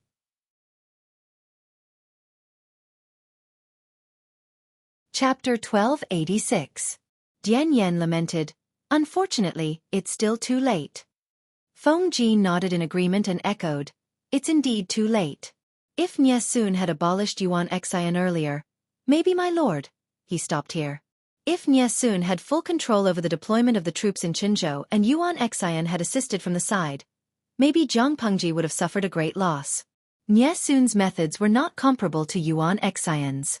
Yuan Xian could lead troops to war, but he was far inferior to Nye Soon when it came to planning. It was taboo to let a layman command an expert in a war. Yuan Xian was not a layman, but he was radical and reckless. He could easily mess things up. Yuan Xian could be a good knife, but he was not good at holding it. Dian Yen was Zhang Pengji's secret fan. Although his symptoms were not as obvious as Zhang Nongqin's, he also had a lot of confidence in Zhang Pengji. Hearing Feng Jin's words, Dian Yen retorted, "Even if Nye Soon alone controls Chenzhou, he can't do anything to my lord." Feng Jin smiled and said, "Yes, my lord is naturally the strongest." The fan was right. Feng Jin and Yang Si were the same. They had long given up on communicating with them. What was the strongest Zhang Pengji doing in Feng Jin's words? She had led the troops in Chenzhou and had enough fun. She left a mess for Feng Jin to deal with and left with her people. When Yuan Xian was murdered, she was only halfway there. In ancient times, the transmission of information was so backward. It would take some time for her to receive news. If she knew, she would definitely give Nye Soon a double click and leave a like. This move was very satisfying. Zhang Pengji rode on Little White's back and leisurely, humming a strange tune. Her leisurely manner did not seem like she was leading troops to war. Instead, she looked like she was taking a group of children on a picnic in the suburbs. What tune is my lord humming? He originally thought that his lord was humming casually, but after listening carefully for a while, he realized that a few of the tunes were repeated and not randomly hummed. It was different from the current tunes. The tune his lord was humming sounded very fresh. Zhang Pengji said in a cheerful tone, "March of the 10 Federal Armies." Yang Si could understand each word of the sentence when it was separated, but he could not understand it when it was put together.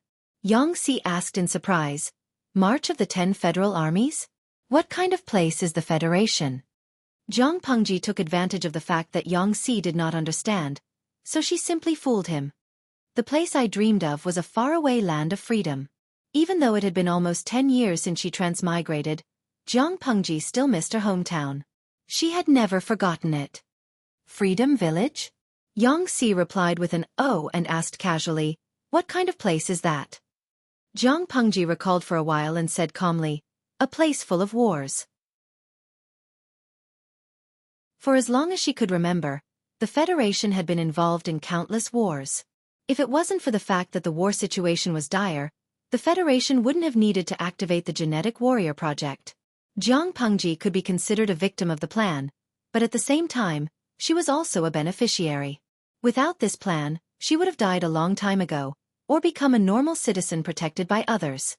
Yang Si said in surprise, "A place that's filled with war. Can it be called the Land of Freedom?" Zhang Pengji smiled. "Maybe it's because the people in the dream started the war to fight for freedom? It was just like how the feudal vassals were vying for the world right now. Weapons were being raised everywhere, and it was also for the sake of pacifying the world. War is not good, but it is also a means to achieve goals. Starting a war to pacify the world. If this gets out, I don't know how many people will criticize and denounce you." Yang Si shook his head. "The feudal lords fight for the world for their own selfish desires. It's definitely not as magnanimous as my lord makes it out to be. My lord is different from them." Zhang Pengji smiled and asked in return, "What's different?" "My lord fights for the sake of peace in the 9 prefectures. You said this from the bottom of your heart.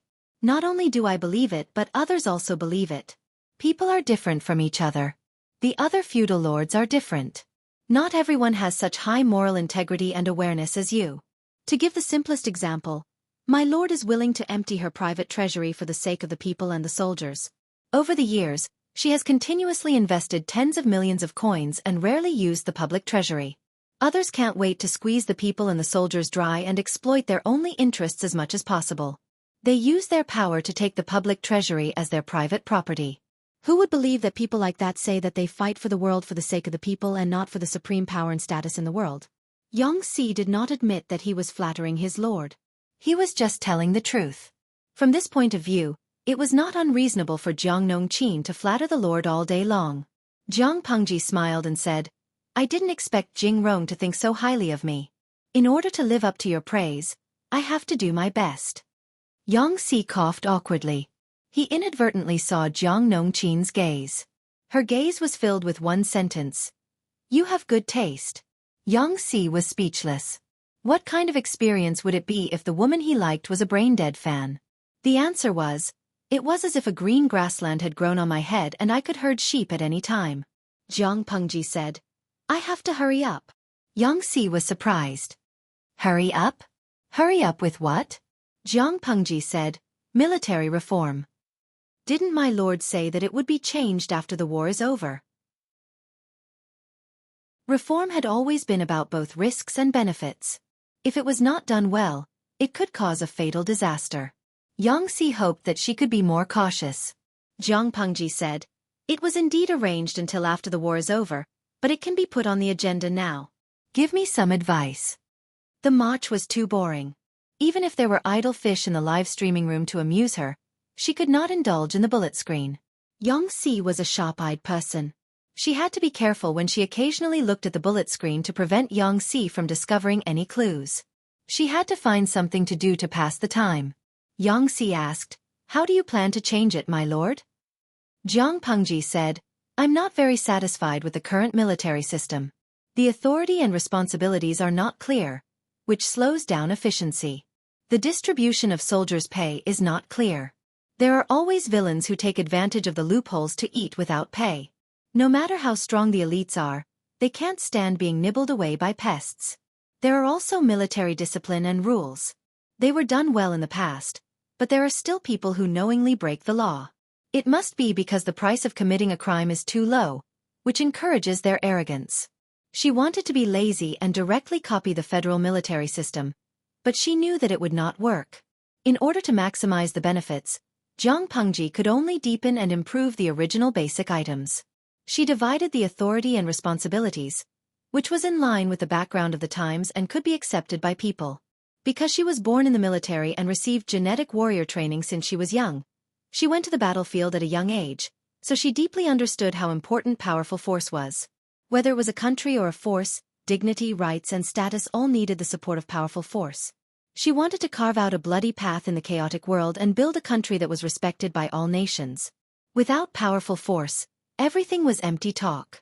The army must be managed well. Military reform was inevitable. In her opinion, the current military system was terrible. There were so many drawbacks that she could talk about them for 3 to 5 hours. Jiang Pengji did not intend to complete the military reform in one go. She planned to take it step by step and reduce the turbulence and backlash as much as possible.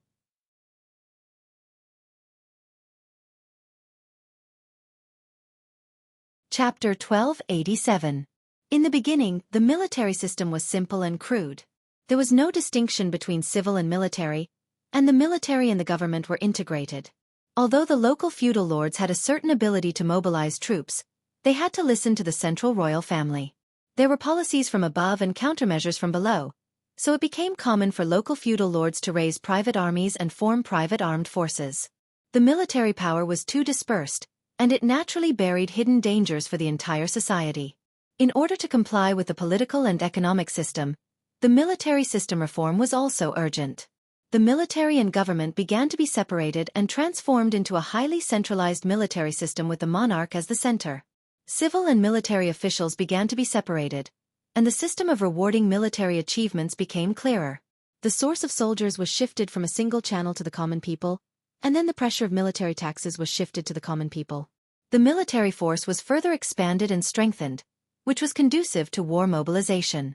Nowadays, the military system was more complicated and ever-changing. Take Dongqing as an example. During times of peace, in order to ensure the stability of the source of soldiers, the Dongqing royal family ordered that the families of the soldiers be included in the military, forcing them to join the army for generations. During times of war, they forced ordinary people to join the army and forced them to risk their lives as soldiers. The word military was not a good word for ordinary people. If not for Jiang Pengji's various measures, the people would have avoided the military record. The soldiers under this kind of military system naturally did not have a high level of battle accomplishment. They would slack off in battle, at most a little better than the Marines. Local powers could also use money to recruit a large number of private armed forces, such as Jiang Pengji's former troops. The military systems of the 5 countries were almost the same, and most of them were inherited from the era of the Great Xia dynasty. Due to the different national conditions, there were slight changes. Jiang Pengji was very ambitious. She was not satisfied with the current situation. She wanted her army to become the real elite. She had been thinking about military reform for a long time. She already had a draft in her mind, and Yang Si listened attentively. The two of them would discuss in low voices from time to time. Time passed quickly. The more Yang Si listened, the more shocked he became. At the same time, his evaluation of Jiang Pengji increased. The fact that his lord was able to gain so many die-hard fans showed that she was very charming. He said, "If I do this, will anyone object?" Jiang Pengji secretly rolled her eyes. What are they against? It's not like they've ever tasted what it's like to be paid for nothing. They won't feel bad if they lose what they've never gotten. Yang Si choked and was immediately speechless. He could not help but wonder when his lord had the idea of military reform. Did she start planning early? Jiang Pengji and Yang Si were talking about the issue of one person having more than one position and more salary. To give the simplest example, if Yang Si had more than one position, he alone could receive the salary corresponding to his position. In reality, only one of the many positions was real, the others were just empty titles. To put it more simply, he did the work of one person, but in the end, he took the salary of several people, which led to the waste of resources. Jiang from Jiang. Jiang and outside, Jiang from Jiang. Jiang title. Whoever Jiang they would to work. To they. And had in service. And workers. Jiang terms. Jiang were to be. And in times. To times. It wasn't a big problem in peacetime, but in times of war it was a fatal point. According to the current system, there were too many monks and not enough gruel. In the long run, it would be detrimental to internal stability and development.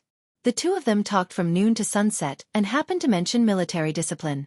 Yang Si said, "In my opinion, the strict discipline of the army under your rule is already rare in the world. To what extent could he change it further?"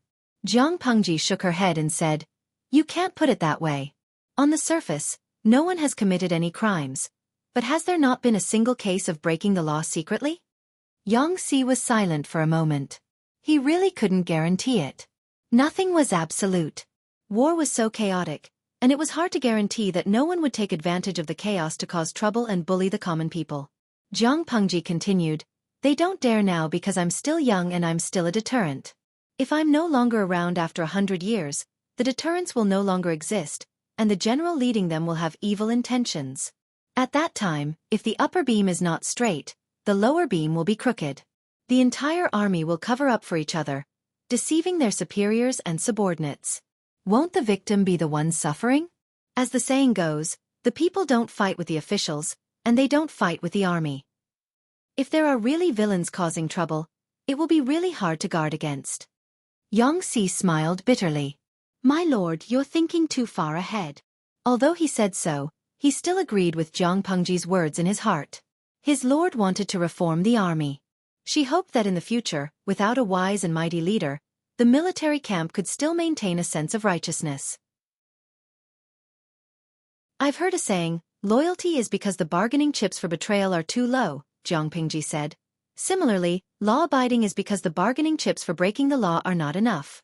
If the bargaining chips for breaking the law are tempting, There will naturally be people who will take the initiative to trample on the law. Then, I will increase the price that needs to be paid for breaking the law.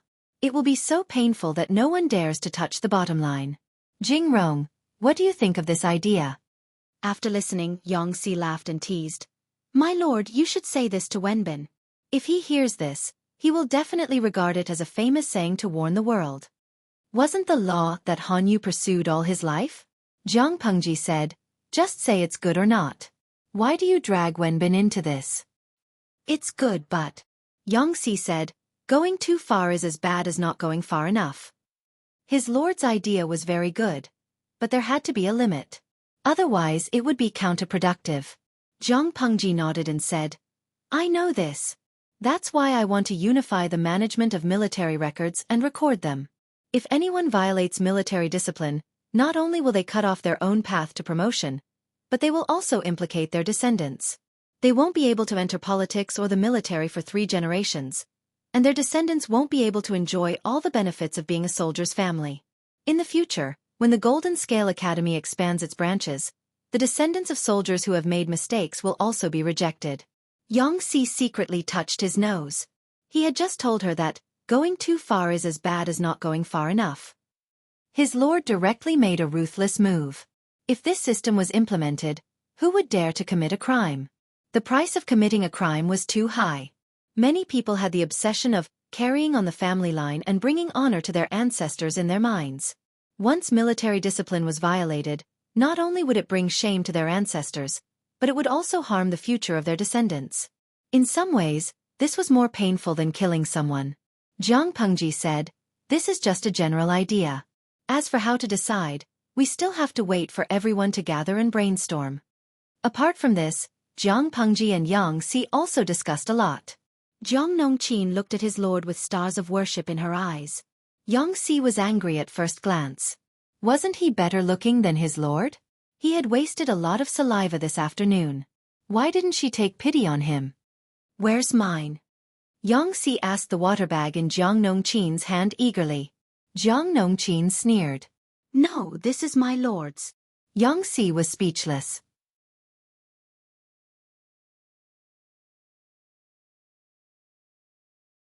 Chapter 1288. Yongxi's heart suffered a violent blow, but he didn't dare to find trouble with his lord, because his lord was about to turn into a firecracker, and he didn't dare to provoke her. This matter started from the battle report that they had received not long ago. Jiang Pengji and Yongxi chatted happily. Jiang Pengji enjoyed the water bag that Jiang Nongqin offered to her. She drank it up under Yongxi's resentful gaze. Before she could sigh, the messenger outside said that he had something important to report. Jiang Pengji frowned and muttered, what can happen at this time? Only a few people knew that she led an army of 50,000 to harass Huang Song in Chenzhou, let alone send a messenger to intercept her halfway. Let him in. In order to deliver the news, the messenger had been traveling day and night. He was already exhausted and looked tired. However, when he saw Jiang Pengji, his eyes lit up. He said, my lord, the front line at Hu County's border has fallen. The enemy has invaded Hu County's Mound River County, and more than 6,000 soldiers have died. Lieutenant Luo Yu led the remaining soldiers to retreat to the Three Mountains Canyon. Councillor Han Yu went north to provide support. The situation has stabilized for now. Jiang Pengji widened her eyes in shock. She didn't seem to understand what the messenger had said. Hu County has fallen, and we've lost Mound River County? Only by relying on Wenbin's troops to restrain Huang Song's troops can they barely stabilize the Three Mountains Canyon? Her voice suddenly rose. Although it wasn't loud, everyone had the illusion that the atmosphere was stagnant, and they couldn't even breathe. Jiang Pengji's expression turned cold. She retracted her aura. The messenger felt the warmth that had receded return to his body. Answer me carefully. What happened at the front line? The terrain of Hu County was rather unique. It was surrounded by steep mountains, but the territory was flat and the mountains were low.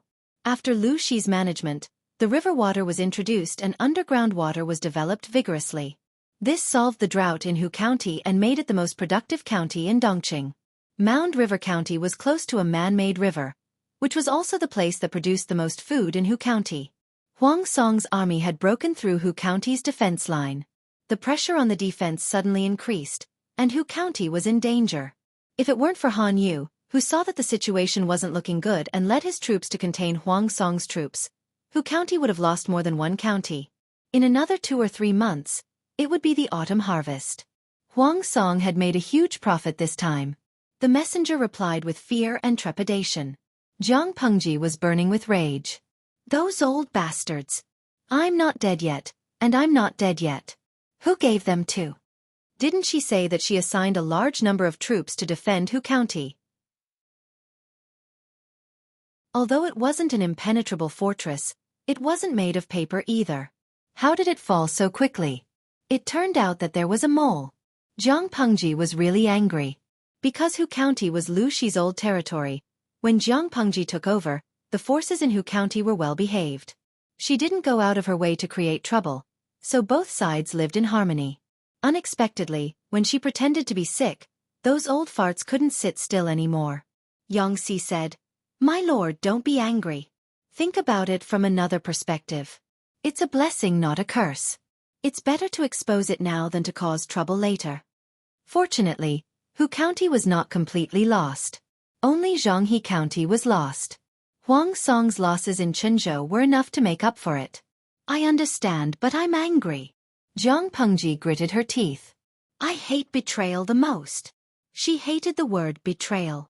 She admired those who were loyal and unyielding, but she also hated those who were fickle. Once they obeyed her, no matter if they were sincere or if they were pretending, they could never betray her in the future. Otherwise, no matter who it was, they had to die. Others might not know this, but Wei Ci knew it. Why did Xueqi in his previous life say that he was fickle and rebellious? It was because Xueqi's former master was killed by Her Majesty. Xueqi pretended to be loyal, but he secretly contacted the remnants of his former master to cause trouble. Although it didn't cause much trouble, Xueqi really angered Her Majesty. He became the only counselor she killed. The others either committed suicide, hid their identities, or surrendered. Her Majesty also tried to respect the moral integrity and beliefs of the literati. Xueqi was miserable. Not only did he die without a whole body, but his body was left in the wilderness to be eaten by wild beasts. Of course, in this life, Xueqi became head butler Su. Naturally, his ending wouldn't be so tragic. Jiang Pengji said, "Those old fellows are too lonely to die, so they want to drag the whole clan down with them, right?" Even though Yang Si was a literati, he could feel Jiang Pengji's murderous intent. He said tactfully, "Traitors naturally can't be used. It was enough to kill a few typical people to establish dominance. It wouldn't implicate the whole clan. To be precise, it should be traitors. It's a waste of air to keep them alive." Jiang Pengji corrected him. Although she was angry, she was still rational. I have to answer to the 6,000 soldiers who sacrificed themselves. I can't blame Bogeo, because war is a game with lives. The winner lives, the loser dies. There's no room for negotiation. But I won't let go of any sinner who stabbed me in the back and caused the soldiers to die unjustly. What's the use of only killing the typical people who made mistakes to establish dominance? I have to let everyone know the price of betraying me. If they died in the game of war, at least the sacrifice of the soldiers was still worthwhile. She couldn't accept dying because of the betrayal of her own people. It's my fault. All these years of self-cultivation have made them think that I'm weak and easy to bully. A fierce look flashed in Jiang Pengji's eyes. Yang Si was so shocked that he couldn't say anything to dissuade her. My lord, it's a little strange. Yang Si and Jiang Nongqin were sent out. He muttered to the latter in a low voice. What's strange? Jiang Nongqin was still expressionless. Jiang Pengji's orders were golden rules. She didn't need to question them. She just needed to carry them out. Yang Si said, My lord's resistance to the word betrayal is so intense that it doesn't seem like a reaction that ordinary people should have. Jiang Nongqin frowned. What do you mean? Yang Si said, no matter how much ordinary people hate betrayal, their reaction won't be so intense unless they've been deeply betrayed. Looking at my lord's experience over the years, she's the one who plays tricks on others. When has it ever been someone else's turn to betray her? That's why I find it strange. Jiang Nongqin said, You're thinking too much. My lord's true nature. Yang Si said, Yes, you're right. Her lord's abnormality would always be normal in her eyes. Asterisk asterisk. Asterisk asterisk as a normal person, why was he so clumsy that he took a liking to her, who was sick in the head? Jiang Nongqin was a brainless fan. She always wore a filter that was as thick as the bottom of a glass bottle. Yang Si was different, so he was keenly aware of the abnormality. However, this abnormality didn't mean anything, so he didn't delve into it. The truth was often just a little off. Yang Si's guess was right. Zhang Pengji, who disliked everyone, had indeed been betrayed.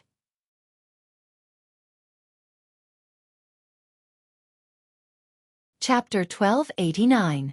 The person who betrayed Zhang Pengji was none other than the comrade she made in the genetic warrior training camp. He was a traitor who betrayed important federal secrets for his own selfish desires. The leak of secrets led to the collapse of the front line. At least 1 million soldiers paid the price with their lives. It was the greatest loss the Federation had suffered in the past century. During the mission, Zhang Pengji gave her back to the traitor without any precaution and almost lost her life. The traitor framed Zhang Pengji and made her the scapegoat. She was just an ordinary genetic warrior with no background. Once the crime was confirmed, she would definitely die. The Federation issued an arrest warrant. Zhang Pengji was unwilling to sit still and wait for death. She used force to break through the siege and escape. She crossed several planets and persevered to kill the traitor. She wanted to give an explanation to the soldiers who died in vain and prove her innocence. She killed the traitor before he boarded the spaceship outside of the country. At the same time, she obtained important evidence to prove her innocence. Even though she was proven innocent, because she resisted arrest and killed her comrade, no one could take away the life of a traitor before the authorities officially convicted her. Zhang Pengji was forced to retire from the ranks of genetic warriors and enter the 7th Corps as an ordinary federal soldier. On the first day, she bumped into her old boss. The other party spoke a few words to her. She could still remember them clearly. Zhang Pengji? I've seen your information. You're really brave. You resisted arrest with force. You're destined to be a member of the 7th Corps. Zhang Pengji straightened her back stubbornly and repeated her words. I'm not guilty. I'm innocent. Why should I accept an unreasonable arrest that will kill me? You're a soldier. Nothing is reasonable or unreasonable.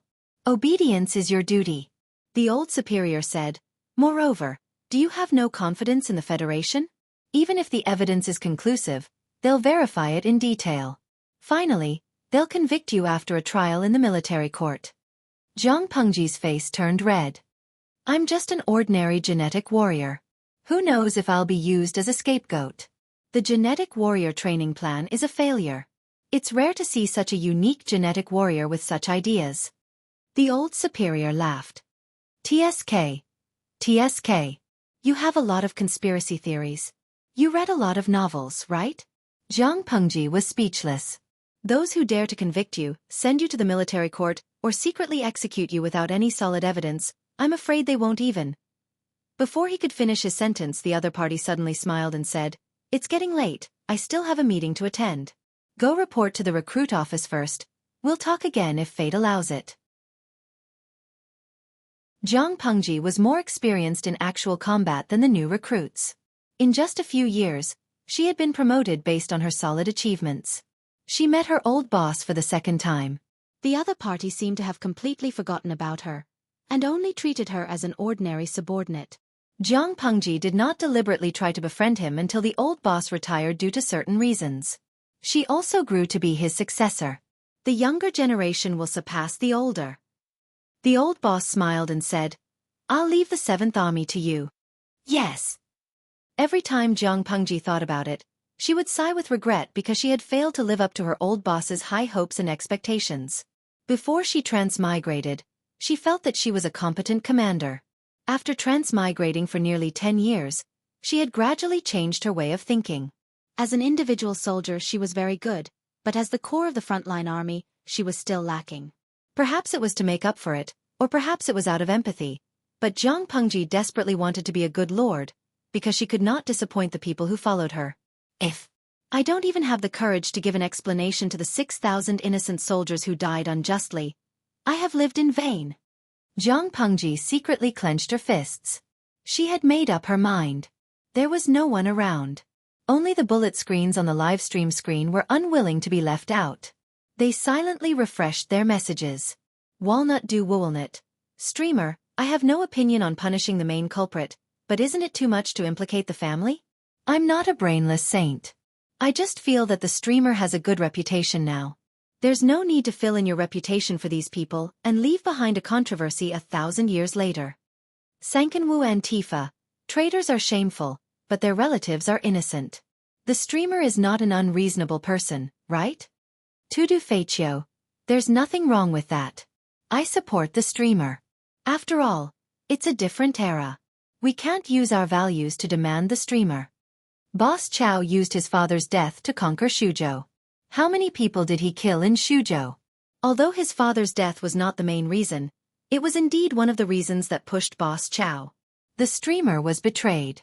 If she didn't let others see the price of betraying her, there would only be more people who would betray her in the future. Because the price of betrayal was too low, loyalty seemed cheap. In troubled times, kindness and benevolence could only be regarded as neutral words. Because excessive kindness and benevolence would only bring about endless betrayal and harm. Not only would the lives of the people around the streamer be sacrificed, but the streamer herself would also be sacrificed. I originally thought that the streamer was more like Boss Chow. Now that I look at her, she's more like Lu Big Ear. Gue Kai Guo Fengxiu.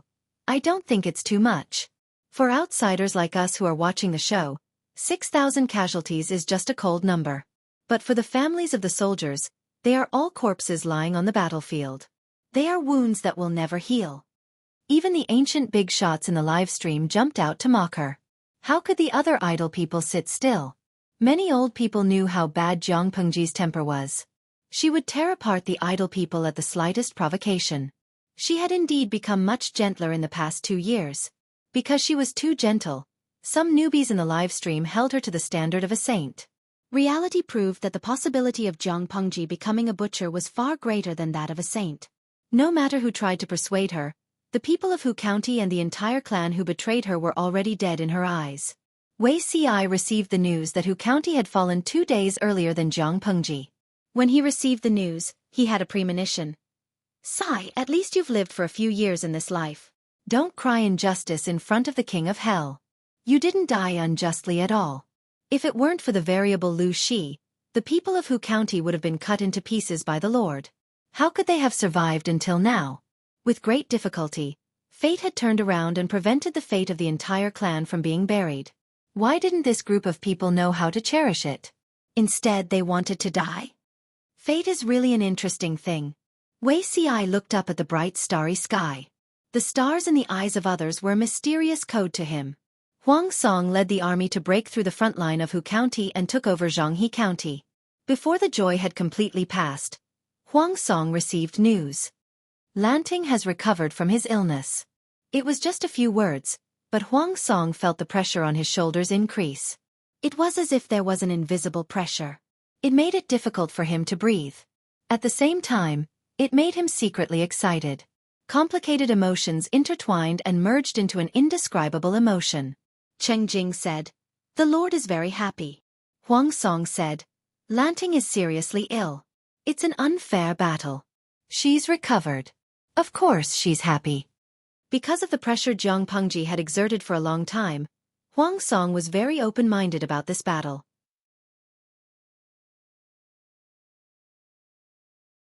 Chapter 1290. Lu Shi had recovered from his illness and returned. The news was like a sudden clap of thunder.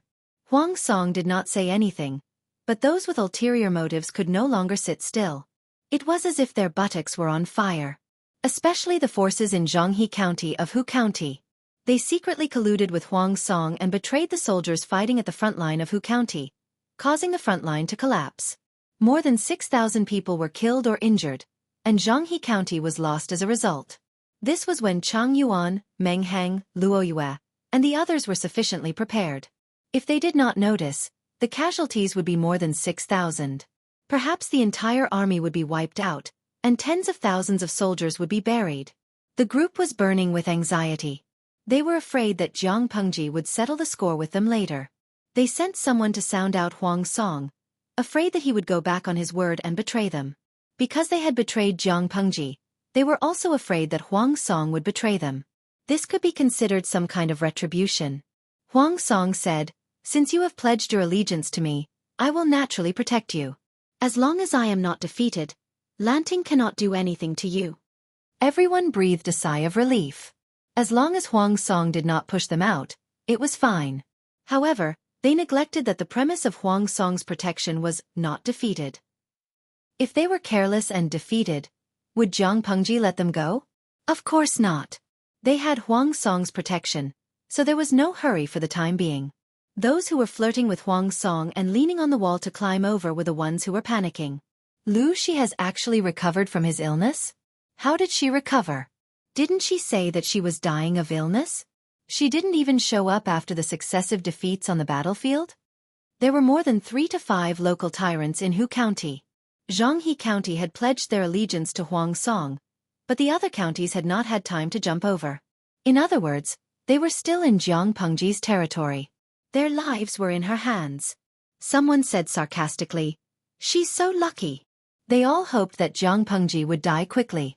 Because there had been no news, many people had already tacitly agreed that she had been booked by the King of Hell. Unexpectedly, Jiang Pengji returned in a high-profile manner after a few months of silence. It scared the hell out of them. "Didn't you spend a lot of money to hire eminent monks and Taoists to curse her?" In the end, not only did she not die, but she came back alive and kicking. Speaking of this matter, there were even people who felt gloomy. They had been fooled by those bald donkey Taoist priests, saying that the dead didn't exist. What's the point of saying this now? We're all in the same boat. Now that Lu Shi is back, I won't be able to gain any benefits, and neither will you. Everyone was silent for a long time before they raised their heads and looked at each other. After a long while, "Anyway, we haven't done anything yet. Let's put away the evidence and observe the situation before making a decision." They all thought that Jiang Pengji was seriously ill and had no children. Once she died, her power would inevitably be annexed by Huang Song. Therefore, they couldn't wait to find Huang Song to take over the business. How could the icing on the cake compare to providing timely help? If they did not express their stance now, it would be too late for them to cling to him after Huang Song annexed Jiang Pengji's power and became the first Duke of Dongqing. Who knew? Sigh. He hadn't expected that the sickly invalid would actually be able to catch his breath. Fortunately, there was still room for negotiation. As long as the evidence of their collaboration with Huang Song's letter was burned, even if Jiang Pengji accused them of colluding with the enemy and betraying the enemy, they would insist that there was no such thing. They would renege on their debt to the end and refuse to admit it. Would she be able to drag Huang Song over to confront her? Thinking of this, everyone's anxious hearts calmed down. Before they could rejoice for too long, they discovered with ashen faces that the letters they had carefully placed were all gone. They had been robbed. Who was the thief who stole the letters? They all thought of one person at the same time, and their faces turned pale. Blessings never come in pairs, and misfortunes never come alone. With the disappearance of the letters that colluded with the enemy, something even worse happened. The graceful and luxurious woman could no longer maintain her airs. She hurriedly said, "Master, it's bad. There are many soldiers outside surrounding the mansion." The guards tried to stop them, but they ended up as dead souls under the blades. The strong smell of blood rushed into their nostrils, scaring the noble woman so much that she turned pale. "What are you doing?" She was horrified to see that all the family members, servants, and guards in the mansion had shiny blades on their necks. "What are we doing? Can't you see with your own eyes? Arrest all of them." The same situation played out in all the families. Some people were crying and wailing, some were at a loss, and some were disheartened. Many family members cried out that they were innocent and begged for mercy. There were also some people who maintained their status and berated the soldiers. They did not have the slightest self-awareness of being prisoners. "Sir, they are innocent." Some people had a backbone and refused to lower their heads, but there were also people who lowered their heads to the boorish men they despised and called them "sir" for the sake of their lives. Innocent. The soldier who led the team to arrest them sneered and said bluntly, "No one is innocent. I will bear the consequences of my own actions. Women and children are innocent after all. Do you think you can bear the consequences?" The soldier sneered. "Even if you are willing to bear the consequences, It depends on whether the 6,000 soldiers who died in vain are willing or not. In this world, only the nobles were innocent. Did the parents, wives, and children of the ordinary soldiers deserve it? It was not shameful to die in the hands of the enemy, but it was shameful to die in the betrayal of one's own people. There is a distinction between the main culprit and the accomplices. How can you kill them all? The soldier said, "It's the Lord's job to convict them. We are only responsible for arresting them." Because he was worried that the criminals would escape, Meng Hing specially sent soldiers to arrest the families with conclusive evidence and await Jiang Pengji's trial. Jiang Pengji took a detour to meet Han Yu's troops. Coincidentally, Wei Ci was also at the front line. When she saw Wei Ci, her mood improved a little. Everyone knew that Jiang Pengji was in a bad mood and tacitly did not mention what happened in Hu County. Instead, they were concerned about her gains in Chenzhou. Jiang Pengji conveniently mentioned Yuan Xian's incident, hoping that everyone would learn from Yuan Xian and not make the same stupid mistake. Wei Ci said, "A day ago, I received news that Yuan Xian is dead." Jiang Pengji responded with an "oh" and asked calmly, "How did he die?" She received the news from the front line and rushed all the way. She guessed that she had missed the messenger, so she did not know that Yuan Xian was already dead. Yuan Xian was killed by 2 deputy generals after he was drunk. Wei Ci said, "Because the deputy generals forcibly took a girl from a good family and caused her death, they violated military discipline and were reported by the victim's family. They were afraid that Yuan Xian would punish them according to military law, so they took the opportunity to kill him," Jiang Pengji said. The victim's family reported him? What a coincidence. She did not believe in coincidences. If there were too many coincidences, it would reveal a sense of scheming. Wei Ci nodded. "I have the same thoughts." Jiang Pengji said, "Yuan Xian was our good friend. It's a pity that he died." Wei Ci was speechless. If Huang Song heard this, he would be very heartbroken. Wei Ci said, "I'm worried about Songzhou. With Yuan Xian's death, the power in Qinzhou will fall into the hands of Nie Sun. This person is not easy to deal with." Jiang Pengji said, "The food in Qinzhou has been swindled by a man named Hua Yuan. Nie Sun can't cook without rice. His good cards were ruined by Yuan Xian. After Nie Sun took over, he was just struggling at death's door." Wei Ci heard a familiar name and was surprised. Hua Yuan.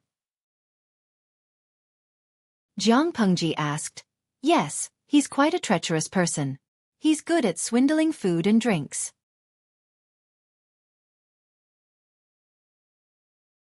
Chapter 1291. Yang Si keenly noticed the flash of surprise on Wei Ci's face. He laughed and said, "Zixiao, you really know everything. Do you know this person?" Everyone's gaze turned to Wei Ci. The latter hesitated for a moment, not knowing if he should speak. Without waiting for Wei Ci to speak, Jiang Pengji said, "Who cares if he's Hua Yuan or Chao Yuan? It's not our turn to think about him. Bogeo is the victim." This sentence sounded like mockery, but in fact, it was to change the topic and help Wei Ci out of his predicament. When Yang Si heard Jiang Pengji speak, he could only rub the bridge of his nose, asking for a snub. He did not pursue the matter. It was not a good deal to be targeted by the Lord just to satisfy a moment's curiosity. Yang Si admitted that he was rather curious. Although Wei Ci was not a shut-in, he was not a traveling frog who traveled all over the world to study and never returned home. How could he know so much information? He knew almost all the places that produced the kind of talents. It was simply unscientific. Could it be that Wei Ci secretly had an intelligence department that outsiders did not know about? Jiang Pengji secretly protected him, but Wei Ci did not dare to enjoy it calmly. None of the people present were easier to deal with than Qiguan Rang. If this special treatment made them hate him, it would accumulate into a reason to attack him in the future. Wei Ci felt that he would die faster in this life than in his previous one. In the blink of an eye, thousands of thoughts flashed through his mind. Wei Ci said, "I've heard a little about Hua Yuan." Yang Si immediately perked up. Most people who Wei Ci remembered were not easy to deal with, such as Sun Wen back then.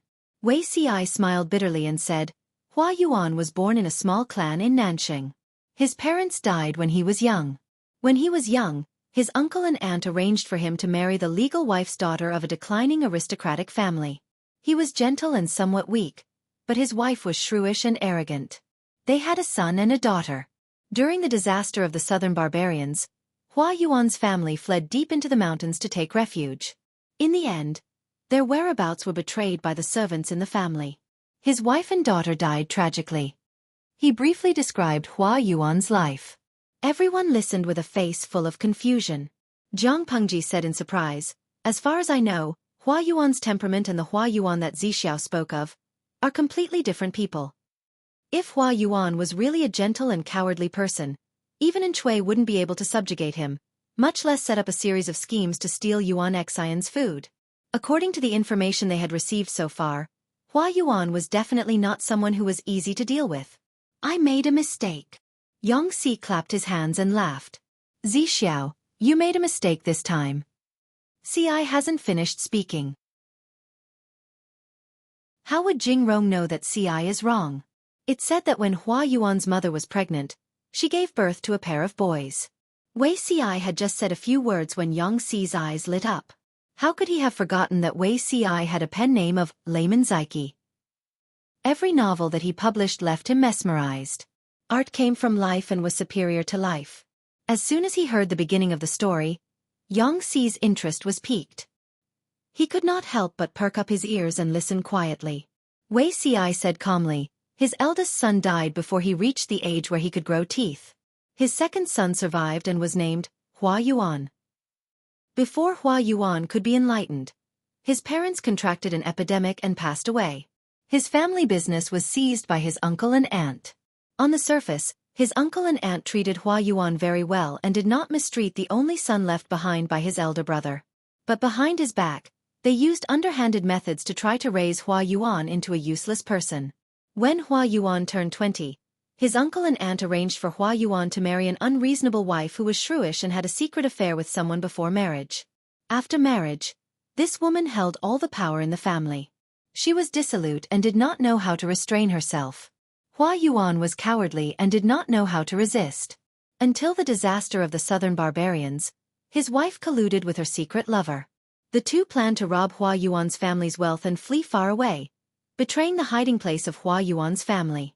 In the end, Yang Si listened intently and hurriedly asked, "In the end?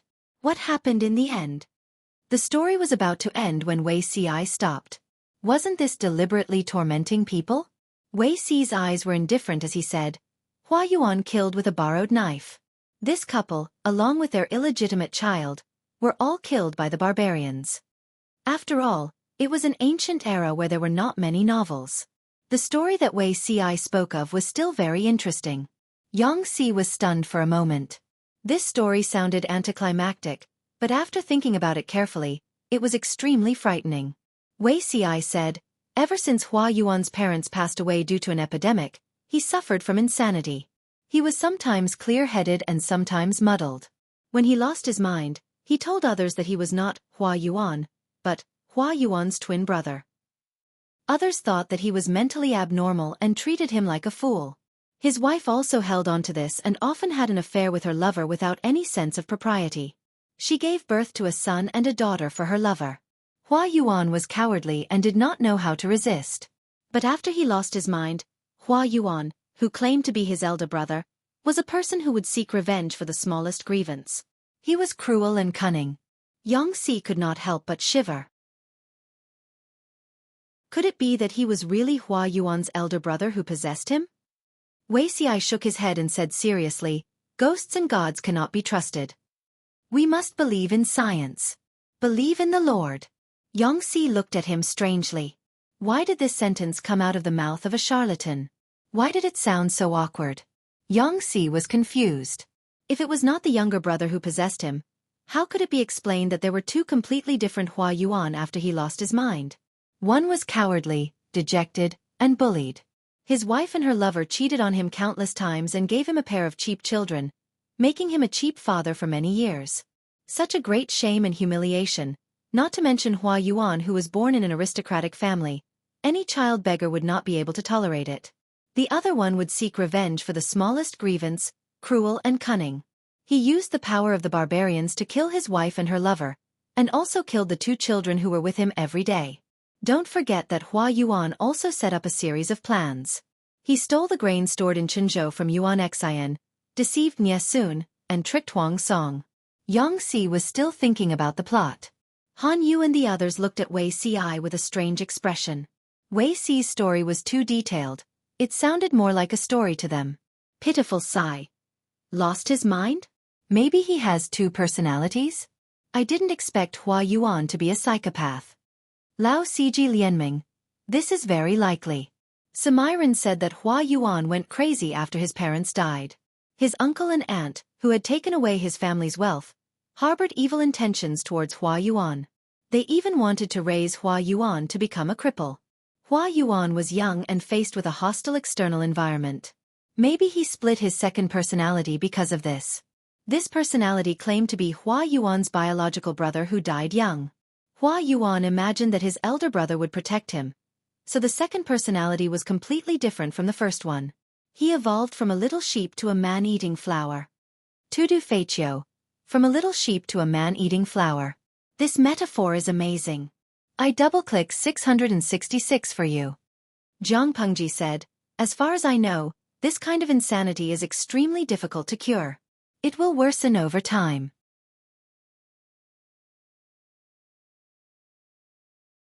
Chapter 1292. Some of the patients with multiple personalities were harmless, but some of them were very aggressive. She had once carried out a mission to capture a freak with 36 personalities. Each of the 36 personalities had a strong tendency to be antisocial and violent. They committed serial crimes and had a great impact on society. Her superiors had issued hunting missions many times.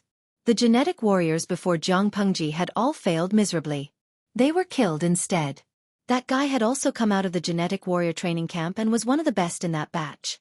His combat ability was not low and he was extremely dangerous. Each of the 36 personalities was the best of the best. Their disguise skills were flawless. Many genetic warriors did not even know how they died. Several people died in a row. The mission finally fell on Zhang Pengji. Even she was almost deceived. Of course, Zhang Pengji came back alive. She successfully killed the senior with multiple personalities and was admitted to the military hospital for a long time. Further deterioration? Yang Si asked curiously. How so? Zhang Pengji smiled and said, for example, he lost his mind one day and woke up claiming that he was Yang Si. Yang Si shuddered. Was it fun to scare him? He subconsciously looked at Zhang Nongqin from the corner of his eye. He saw the heartless woman looking at him suspiciously. For all, he could not live like this anymore. If he had been NTR'd by someone else, he would have killed the other party. However, the person who cuckolded him was his lord, and she was a woman. He felt so wrong that he could not speak. How is this deterioration? Could it be that my soul will leave my body and possess him? Yang Si curled his lips gloomily. Zixiao said that ghosts and gods can't be trusted. Zhang Pengji explained, when he lost his mind, he became another person that he imagined. For example, Hua Yuan's elder brother. This is also someone that Hua Yuan subconsciously imagined when he was bullied and could not resist. Yang Si felt that her explanation was novel and interesting. It seemed to be easier to accept than the so-called possession of the soul of his deceased brother. Yang Si said, my lord, do you mean that as time goes by, Hua Yuan may imagine himself as someone else? Zhang Pengji nodded. Yes. After all, it was ancient times. Without targeted medication and medical conditions, it was difficult to cure Hua Yuan's dual personality. Little did he know that Zhang Pengji's words had come true. Hua Yuan had indeed split into other personalities. Yang Si asked curiously, Zixiao, how do you know so much? From the looks of it, even Hua Yuan's lover doesn't know him as well as you do. As soon as he finished speaking, Zhang Pengji glared at Yang Si. Do you know how to talk? Who was Wei Si's lover? Her frog was slowly simmering in her pot. How could it jump into someone else's pot? Yang Si. Even so, Yang Si's words still voiced everyone's confusion. Wei Si's understanding of Hua Yuan was too detailed. Wei Si dodged the question expressionlessly. I calculated with my fingers and observed the stars at night. Yang Si could not help but complain. Can your reason be any more perfunctory? Who was the one who told him that ghosts and gods couldn't be trusted? Turning around and slapping his own face, Wei Zixiao, you sure are capable. Wei Xi argued with him and said, yes. Yang Si. Han Yu shook his head. He and Wei Xi had known each other for many years. There was indeed something mysterious about Wei Xi that others could not fathom. Since the Lord did not ask further, it was obviously harmless. She could just pretend to be deaf and dumb. On the contrary, Yang Si liked to be abused. Even though he knew that there was no result from asking, he still persisted. Jiang Pengji excused the meeting with the excuse that she was tired. Wei Xi was caught up by Yang Si as soon as he left the tent. He said wickedly, Zixiao, why don't you write a novel about Hua Yuan using the name of layman Xueqi? It will definitely cause a sensation. Wei Xi said, are you trying to piss him off? He was so mischievous. Yang Si said, after listening to this novel, my heart is itching. I always feel that it's not enough. For a novel, after reading a novel, one always felt that it was fresh and wanted to find a similar type to read again to satisfy the need. Wei Xi was moved but refused. No matter what, he and Hua Yuan had worked together before. It was too wicked to bully an old colleague like this. Wei Xi washed up and was about to rest when a figure sneaked in quietly. When he looked closely, it turned out to be the Lord. Lord, you are. Relying on her good martial arts skills, the Lord always liked to visit her at night. Jiang Pengji said with a hint of jealousy. About that Hua Yuan, were you familiar with him before? She was not so familiar with the person who slept beside her. Wei Xi's expression wavered a little, and he said slightly unnaturally, after all, we worked together before. Jiang Pengji half leaned on him. Zixiao, I'm sad. You actually have something on your mind from me. Did you really not have an affair with Hua Yuan? Wei Xi smiled bitterly and said, we are both men. The friendship between gentlemen is as indifferent as water. Our relationship is completely different from yours. Although he was not proficient in sweet nothings, Wei Xi knew how to pacify the person in front of him. Wei Xi did not deliberately hide it. It was just that he did not want others to know about the secret, especially the person in front of him. If my lord really wants to know, what's the harm in telling me? Wei Xi said. I treated him like a gentleman's best friend, but he didn't think so. Hua Yuan's madness became more and more serious. One day, after his illness broke out, he claimed to be Hua Yuan's deceased wife. This woman was dissolute and liked young and beautiful scholars. At that time, I was in the prime of my life and my looks were not bad. She often harassed me and refused to give up. I could not stand her harassment. In the face of workplace harassment, Wei Xi righteously chose to say, no. Hua Yuan's looks were not bad, but he was dressed in colorful women's clothing and wore scary makeup. Even ghosts would be scared to tears by him. It was because of this that Wei Xi started to investigate Hua Yuan's past. Coincidentally, the first personality, Hua Yuan, woke up one day. Wei Xi used some means to dig out a lot of inside information from him. He pieced the scattered information together into a complete intelligence report. If possible, Wei Xi did not want to know more about Hua Yuan. This person was really evil and strange. Jiang Pengji said angrily, he's so shameless. That's all in the past. Let's not talk about it. Wei Xi sighed and said, at the end of the day, he was just a pitiful person. After Hua Yuan split into elder brother and deceased wife, he also split into his deceased parents and his deceased wife's lover who had cheated on him. A good counselor had gone crazy. Every time he thought of this, Wei Xi could not help but sigh. If this person's temperament was normal, he would definitely have a place in this chaotic world. Unfortunately, Wei Xi shook his head regretfully. In his previous life, Hua Yuan died a tragic death. He could not bear to see his end. This person coveted you and harassed you? Jiang Pengji said. You still sympathize with him?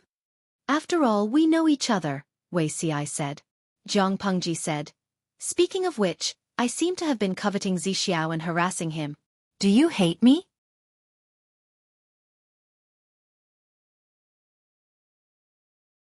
Chapter 1293. Willing to endure hardship? Jiang Pengji's thin lips curled up slightly. Before Wei Xi could react, she hooked her right hand around the back of his neck, leaned forward, and pressed a kiss on his lips. Zixiao is really sweet. She smacked her lips, looking like she was reminiscing. Wei Si's ears heated up and his cheeks flushed red. Even though Wei Si had the experience of his previous life, he was still conservative and introverted. In terms of shamelessness, how could he be Jiang Pengji's opponent? The person in front of him was his nemesis. It was so in his previous life and it was so in this life. She could defeat him without doing anything. My lord. Wei Si reached out and stabilized her body. He said warmly, "It's getting late. Let's go back and rest first." Jiang Pengji leaned close to his ear. Her warm and moist air hit the base of his ear, causing him to palpitate and tremble. It made him lose control of his mind. "Zixiao, your surname was Liu in your previous life, right?" Wei Si frowned in surprise and said seriously, "Of course not. Why does my lord have such a question?" "I suspect that your name was Liu Xiaohui in your previous life." Jiang Pengji teased him with a smile. "If you were an ordinary man, you wouldn't be able to sit still by now." Could it be that her boyfriend power was at its maximum, causing the two of them to take the opposite roles? Should she take the initiative to overwhelm him? It wasn't that she hadn't tried before, but Wei Si's attitude was very resistant. She also abided by the federal law that she couldn't use force on others without permission. Wei Si smiled bitterly. "This is the military camp. Are you going to indulge in sensual pleasures here?" Jiang Pengji was startled. That really wouldn't do. As the lord, she had to set an example and firmly abide by the military rules of the military camp. She couldn't violate any of them, let alone indulge in sensual pleasures. She rolled her eyes and asked, "It's fine as long as we're not in the military camp?" Wei Si smiled bitterly again. The candlelight in the tent swayed. The orange light reflected in his eyes. They looked warm and deep, as if they contained stars. "That won't do. It's not suitable for my lord now." He paused and looked a little embarrassed. "It's not suitable for pregnancy." Jiang Pengji was stunned. She didn't expect Wei Si to reject her repeatedly for this reason. She thought it was because he was naturally shy. The two of them looked at each other for a while. Wei Si seemed to have lost all hope and said, "The world is in chaos and the situation is unstable. If my lord is not careful and becomes pregnant, it will be very inconvenient and the risk will increase. A woman's pregnancy is extremely dangerous. If she is careless and falls into someone else's trap." Wei Si's medical skills were not bad.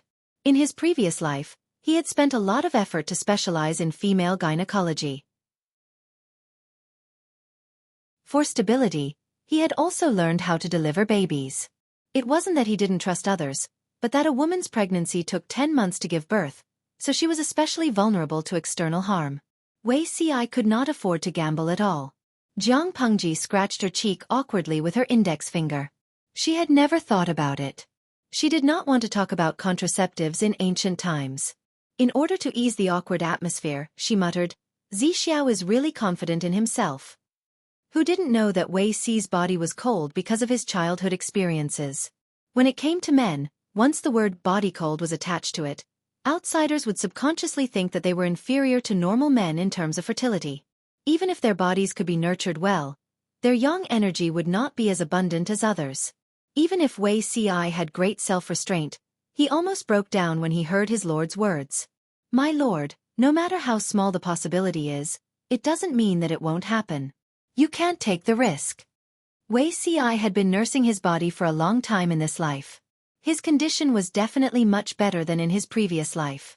He had a son and a daughter in his previous life, so naturally, he wouldn't be without any gains in this life. In addition, the two of them were a few years younger than they were in their previous lives.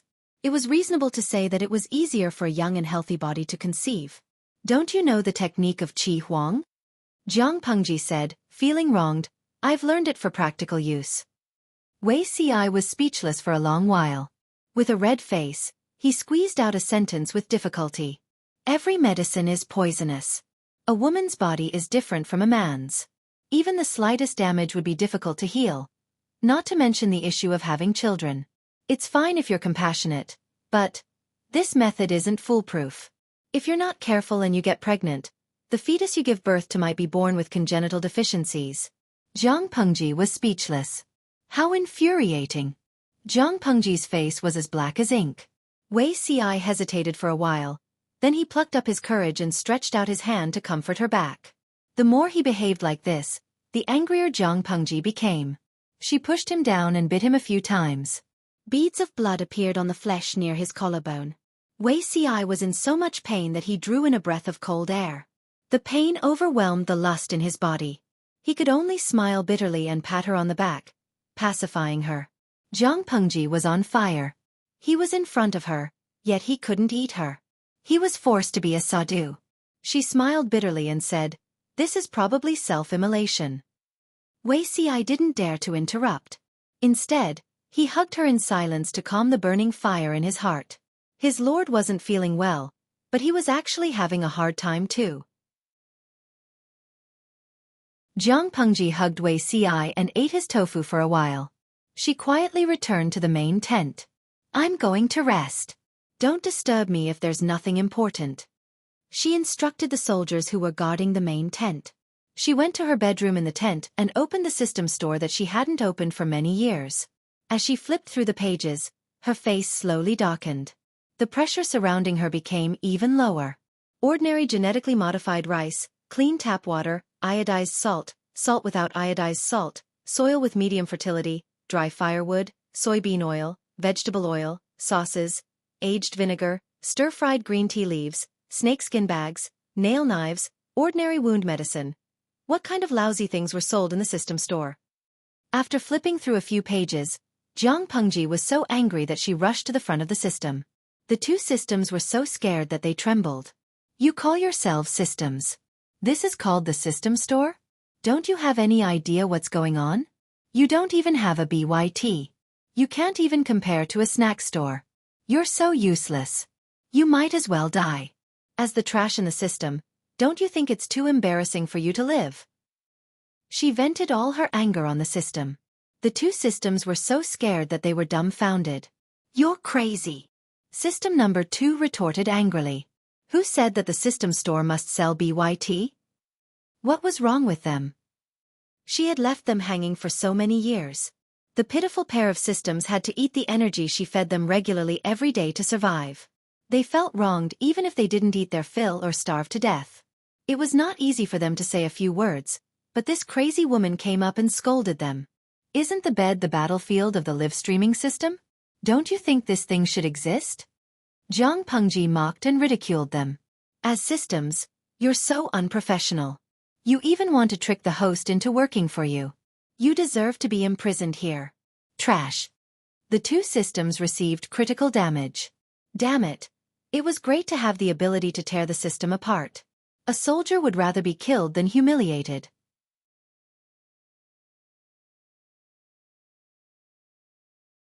Chapter 1294. Bad News from the Front Line? The next day, Han Yu was keenly aware that his lord was very angry. Her aura was even gloomier than before. Thinking about it, the only answer he could think of was bad news from the front line. "No, if there was bad news from the front line, my lord would have summoned us overnight."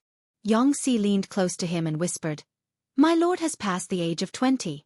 In other words, she has grown up. As an adult, there are always a few days when things go wrong."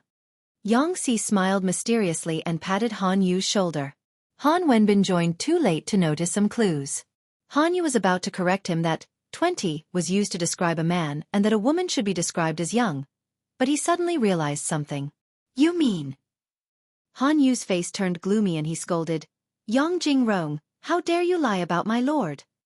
It's not something that can't be said. Sages are also human beings." Yang Si crossed his arms in front of his chest and said, "Why can't sages talk about things that they can't avoid? Without this, how can the bloodline continue? If you don't say it, who will know that I said it?" Han Yu was so angry that he almost laughed. He said, "My lord is a woman after all. Isn't it blasphemous to my lord's reputation by saying such things?" Yang Si was stunned for a moment and said embarrassedly, "Didn't I forget?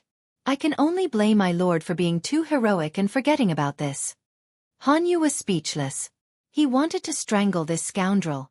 Han Yu was exasperated and said, "This is related to my lord's reputation. How can you talk nonsense?" It was not easy to be a female lord.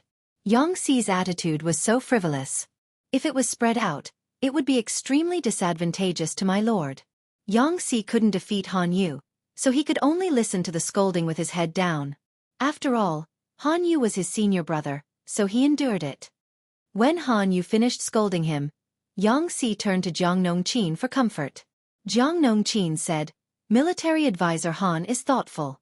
You are indeed in the wrong. There is nothing to feel wronged about. My lord's reputation is the most important." Yangtze was speechless. What a heartless woman. Jiang Pengji was very angry, but there were many places for her to vent her anger during the war. Her morale was high, and her soldiers were also encouraged. They looked like they were ready to perish together with the enemy at any time. The entire army did not look dispirited at all. The haze of losing Hu County and Mound River County had been swept away. This was something new. Jiang Pengji gathered everyone for a meeting. A huge sand table was placed in the center of the tent, and the mountains, rivers could be seen on it. Jiang Pengji glanced at the location of Zhanghe County, which was marked with Huang Song's label, and cursed in her mother tongue. Although she spoke softly, many people heard her, but they could not understand her. They couldn't understand it, but the viewers in the live stream knew what it meant. Jiang Pengji had been streaming for almost 10 years. Even if she did not deliberately speak in her mother tongue, she would still occasionally reveal a few words. In the live stream room, Salted Fish had been gathering material for years and barely managed to translate a few pronunciations. Lao Siji Lianming. The host has been very irritable lately. Is it because of Bogeo? Jiang Pengji usually restrained herself and avoided using her mother tongue as much as possible, except for one situation, when he was extremely irritable. Under such circumstances, other than cursing, there was no other meaning to using one's mother tongue. Gue Kai Guo Fengxiu.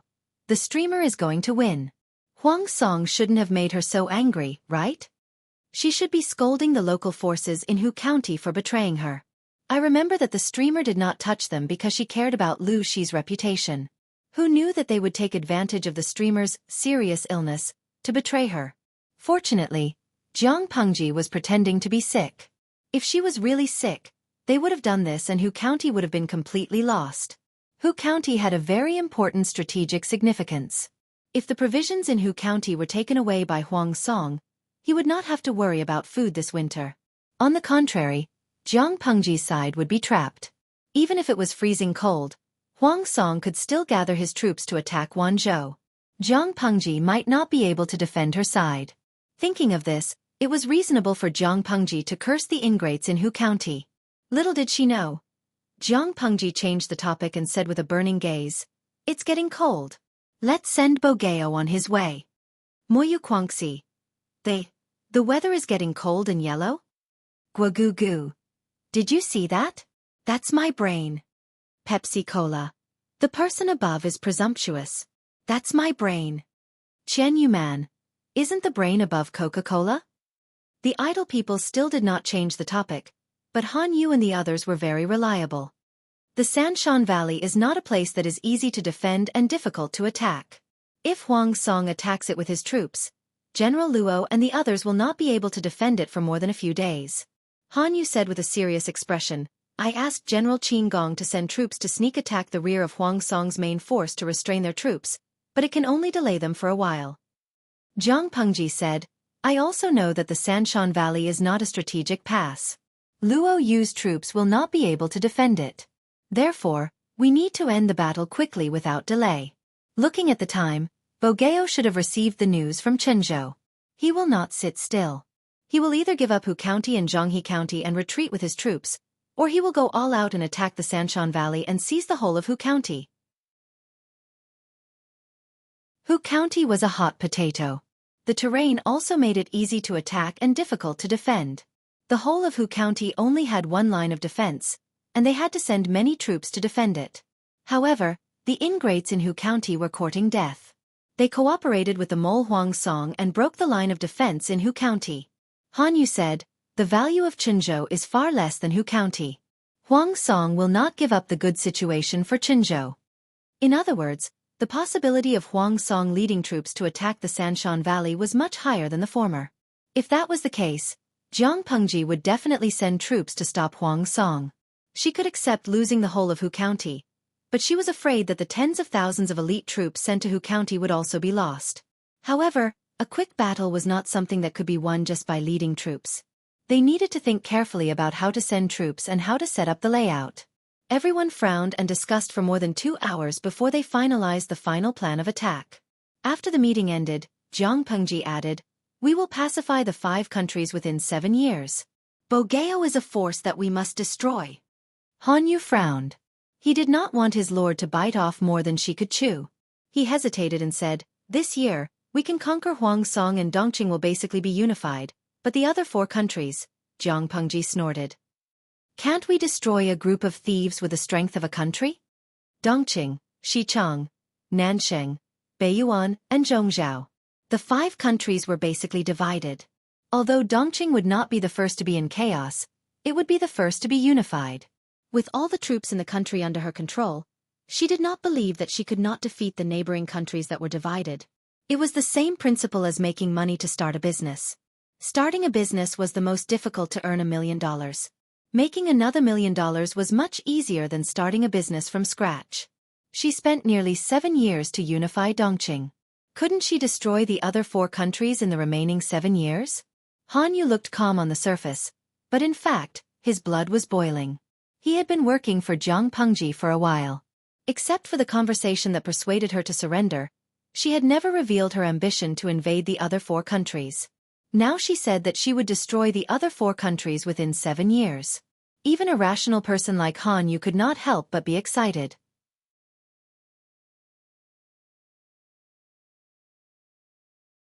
Chapter 1295. Who didn't know how to brag? But to be able to turn your bragging into reality, that was the real deal. Jiang Pengji had made a bold promise. This year, she would defeat Huangsong. In 7 years she would pacify the 4 countries. Naturally, she had to put in the corresponding effort. At the moment, the most important thing was to send troops to intercept Huangsong's main force and prevent them from entering the Sanshan Valley. If Hu County was saved, the next battle would be easier.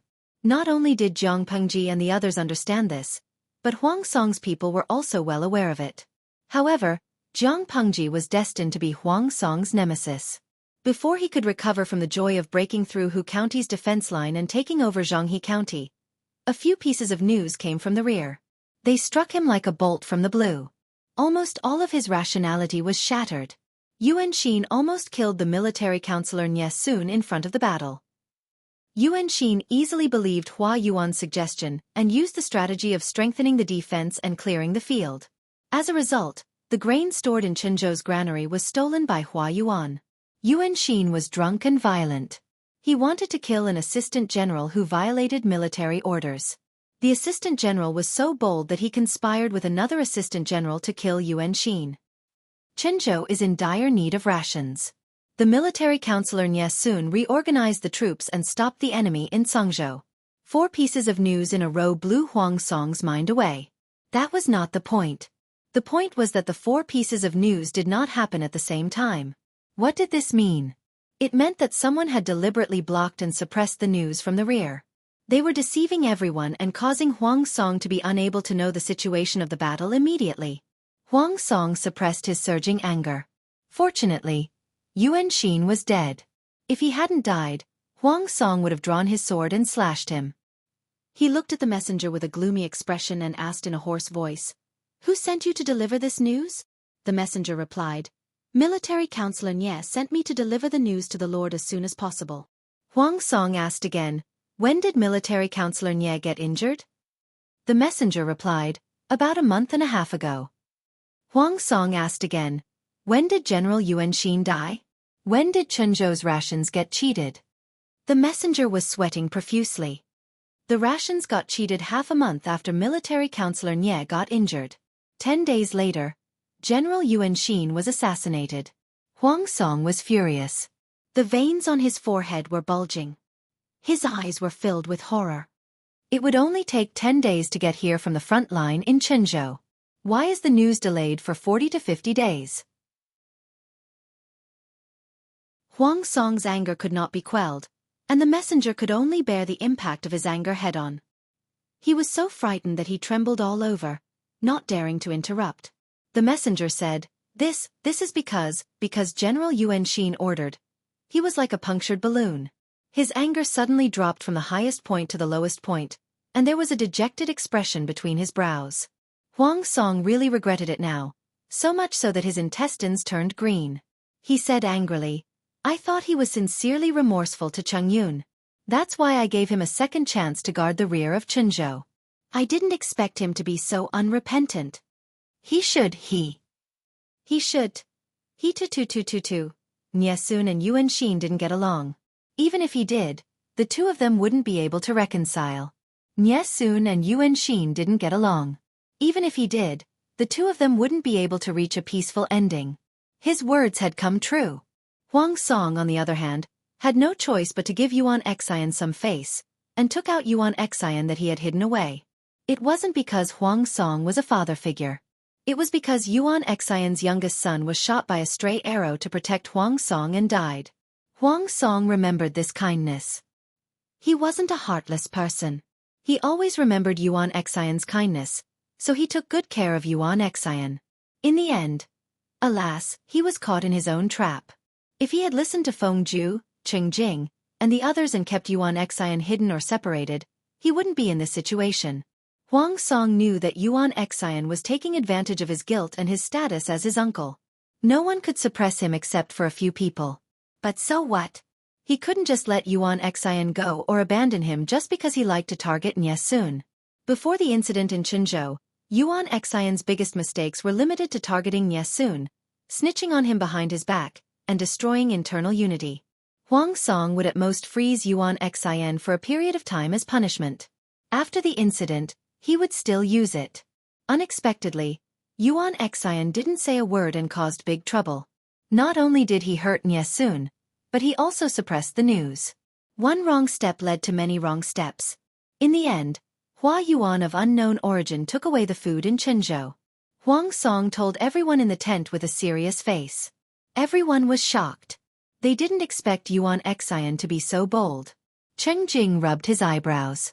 Yuan Xian turned the advantage he had created with great difficulty into a disadvantage. He was really a capable person.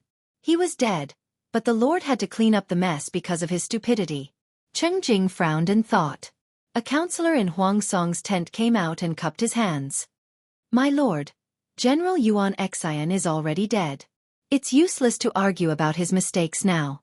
The most important thing now is to solve the urgent situation. Chenzhou doesn't have enough troops and supplies. Counselor Nie is injured. We don't know how long he can defend. My lord, please make a decision as soon as possible. Should we send troops back to help Chenzhou or abandon it?" The counselor's voice trailed off. If they didn't care about Chenzhou, as long as the enemy used the strategy of besieging them, Chenzhou would be finished even if they didn't do anything. Don't forget, there were nearly 1 million ordinary people in Chenzhou. There was still surplus food in the military camp for some time, but millions of people also needed to eat. Not every family had food reserves, and even if they did, there wouldn't be a lot. Many people had to go to the rice merchants regularly to buy rice. The rice merchants bought part of the rice from the people, and the other part from the grain stores in the important towns. The rice bought by the grain stores was usually old rice that had been stored for a year or 2 or 3 years. The price was lower than new rice. It was good enough that the people had something to eat. Why would they be picky about whether the rice was new or old? Yuan Xian had moved all the food from the grain stores. How could they make up for this gap? There was another meaning in the counselor's words. If Huang Song chose to go back to help Chenzhou, he would have to face a food shortage of millions of Don and the people who lacked food. It was better to abandon it. Abandoning Chenzhou also meant abandoning Nie Sun and the tens of thousands of soldiers stationed there. What should he do? How should he choose? Huang Song's heart wavered. He was like a blind man standing on the edge of a cliff. In front of him was a cliff, and behind him was a fierce tiger. My lord, it's not time to delay. My lord, please make a decision quickly. Everyone tried to persuade him.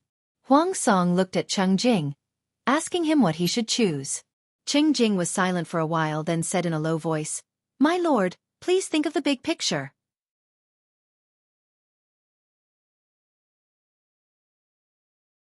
Chapter 1296. Everyone was well aware of Huang Song's choice. Cheng Jing left the main tent with a heavy heart and secretly found the messenger to ask. He felt that something was wrong about the incident in Qinzhou. Yuan Xin had a bad temper for a long time, but he had to be killed at such a critical juncture. The messenger trembled with fear and did not dare to look directly at Cheng Jing. He answered whatever Cheng Jing asked. Have you investigated Hua Yuan's background? Cheng Jing asked in a low voice. Is it possible that he was sent by Wanzhou? Huang Song and Jiang Pengji were in a heated battle. It was too much of a coincidence that Hua Yuan jumped out and swindled millions of dawn of grain. When General Yuan Xin was alive, he had sent men to pursue the stolen rations. Although they didn't manage to catch the culprit, according to intelligence, Hua Yuan was a citizen of Nanxing. This batch of rations was also transported to the south by water. Military advisor Nie investigated it carefully. It was most likely not sent by Wanzhou. Cheng Jing frowned slightly and sighed. That's true. If it was Wanzhou's doing, it would have been publicized long ago. Sent south by water? Could it be Nanxing's power? Yang Tao and Jiang Pengji had formed an alliance. Yang Tao could indeed help Jiang Pengji. Cheng Jing would never have guessed that Hua Yuan was not Yang Tao's subordinate but Chui's. And Chui's reputation in Dongqing was very low. It was normal for Cheng Jing to not think of him. He asked again, how is military advisor Nie? Can you take it? Nie Sun was a very perceptive person. He should know what would happen to him if the news reached the front lines. Huang Song would definitely abandon Qinzhou. The messenger told the truth. Nie Sun had recuperated for more than a month before he could barely walk. Logically speaking, he still needed to rest, but Yuan Xin had died at such a critical juncture. If Nie Sun did not stand up to take charge, how could the soldiers in Qinzhou resist the ferocious enemy? After Cheng Jing heard this, his brows did not relax. Instead, they furrowed even more, leaving deep red wrinkles. Military advisor Nie was injured so badly? If he had not seen it with his own eyes, Cheng Jing would not have imagined how severe the injury was. The messenger said, military advisor stayed up for several nights before he was out of danger. He woke up for a while and wrote a will to his wife and daughter. If he was not injured to the point of death, who would write a will to curse him? Cheng Jing said, Will? Do you know what it says? The messenger shook his head. He was just a lowly soldier. How could he be qualified to know what was written in the letter? However, General Yuan Xin read the contents of the letter before he died. Not long after the letter reached the hands of Councillor Nie's wife and daughter, they led their men north. North? Suddenly, Cheng Jing understood something. He could roughly guess the contents of the will. It was most likely an order for his wife and daughter to go north and seek refuge with the Yu clan. He asked, why didn't you tell the Lord about this? The messenger was stunned and said in astonishment, Councillor Nie didn't say anything. Cheng Jing lowered his eyelids to hide the complex emotions that flashed across his eyes. Nie Sun had sent someone to report, but he had left out the detail that he had written a will to his wife and daughter. Was he afraid that the Lord would pursue and suspect him? When he thought of this, Cheng Jing asked about the details of Yuan Xian's death in detail. The more he asked, the more shocked he was. Yuan Xian's death. I'm afraid it won't be simple. Even if the commoners were resentful, they would not be able to win against the Thais. Most of them did not have the courage to make a fuss and could only swallow the bitter pill. That old man had not only carried his granddaughter's corpse to the military camp to make a fuss, but he had also been able to maintain his composure during the confrontation and speak clearly and methodically. He did not seem like a commoner, but more like someone had instructed him behind the scenes. Cheng Jing raised his hand to press his aching forehead and said in a low voice, You may leave. Be careful when you leave. Don't let anyone see that you've seen me.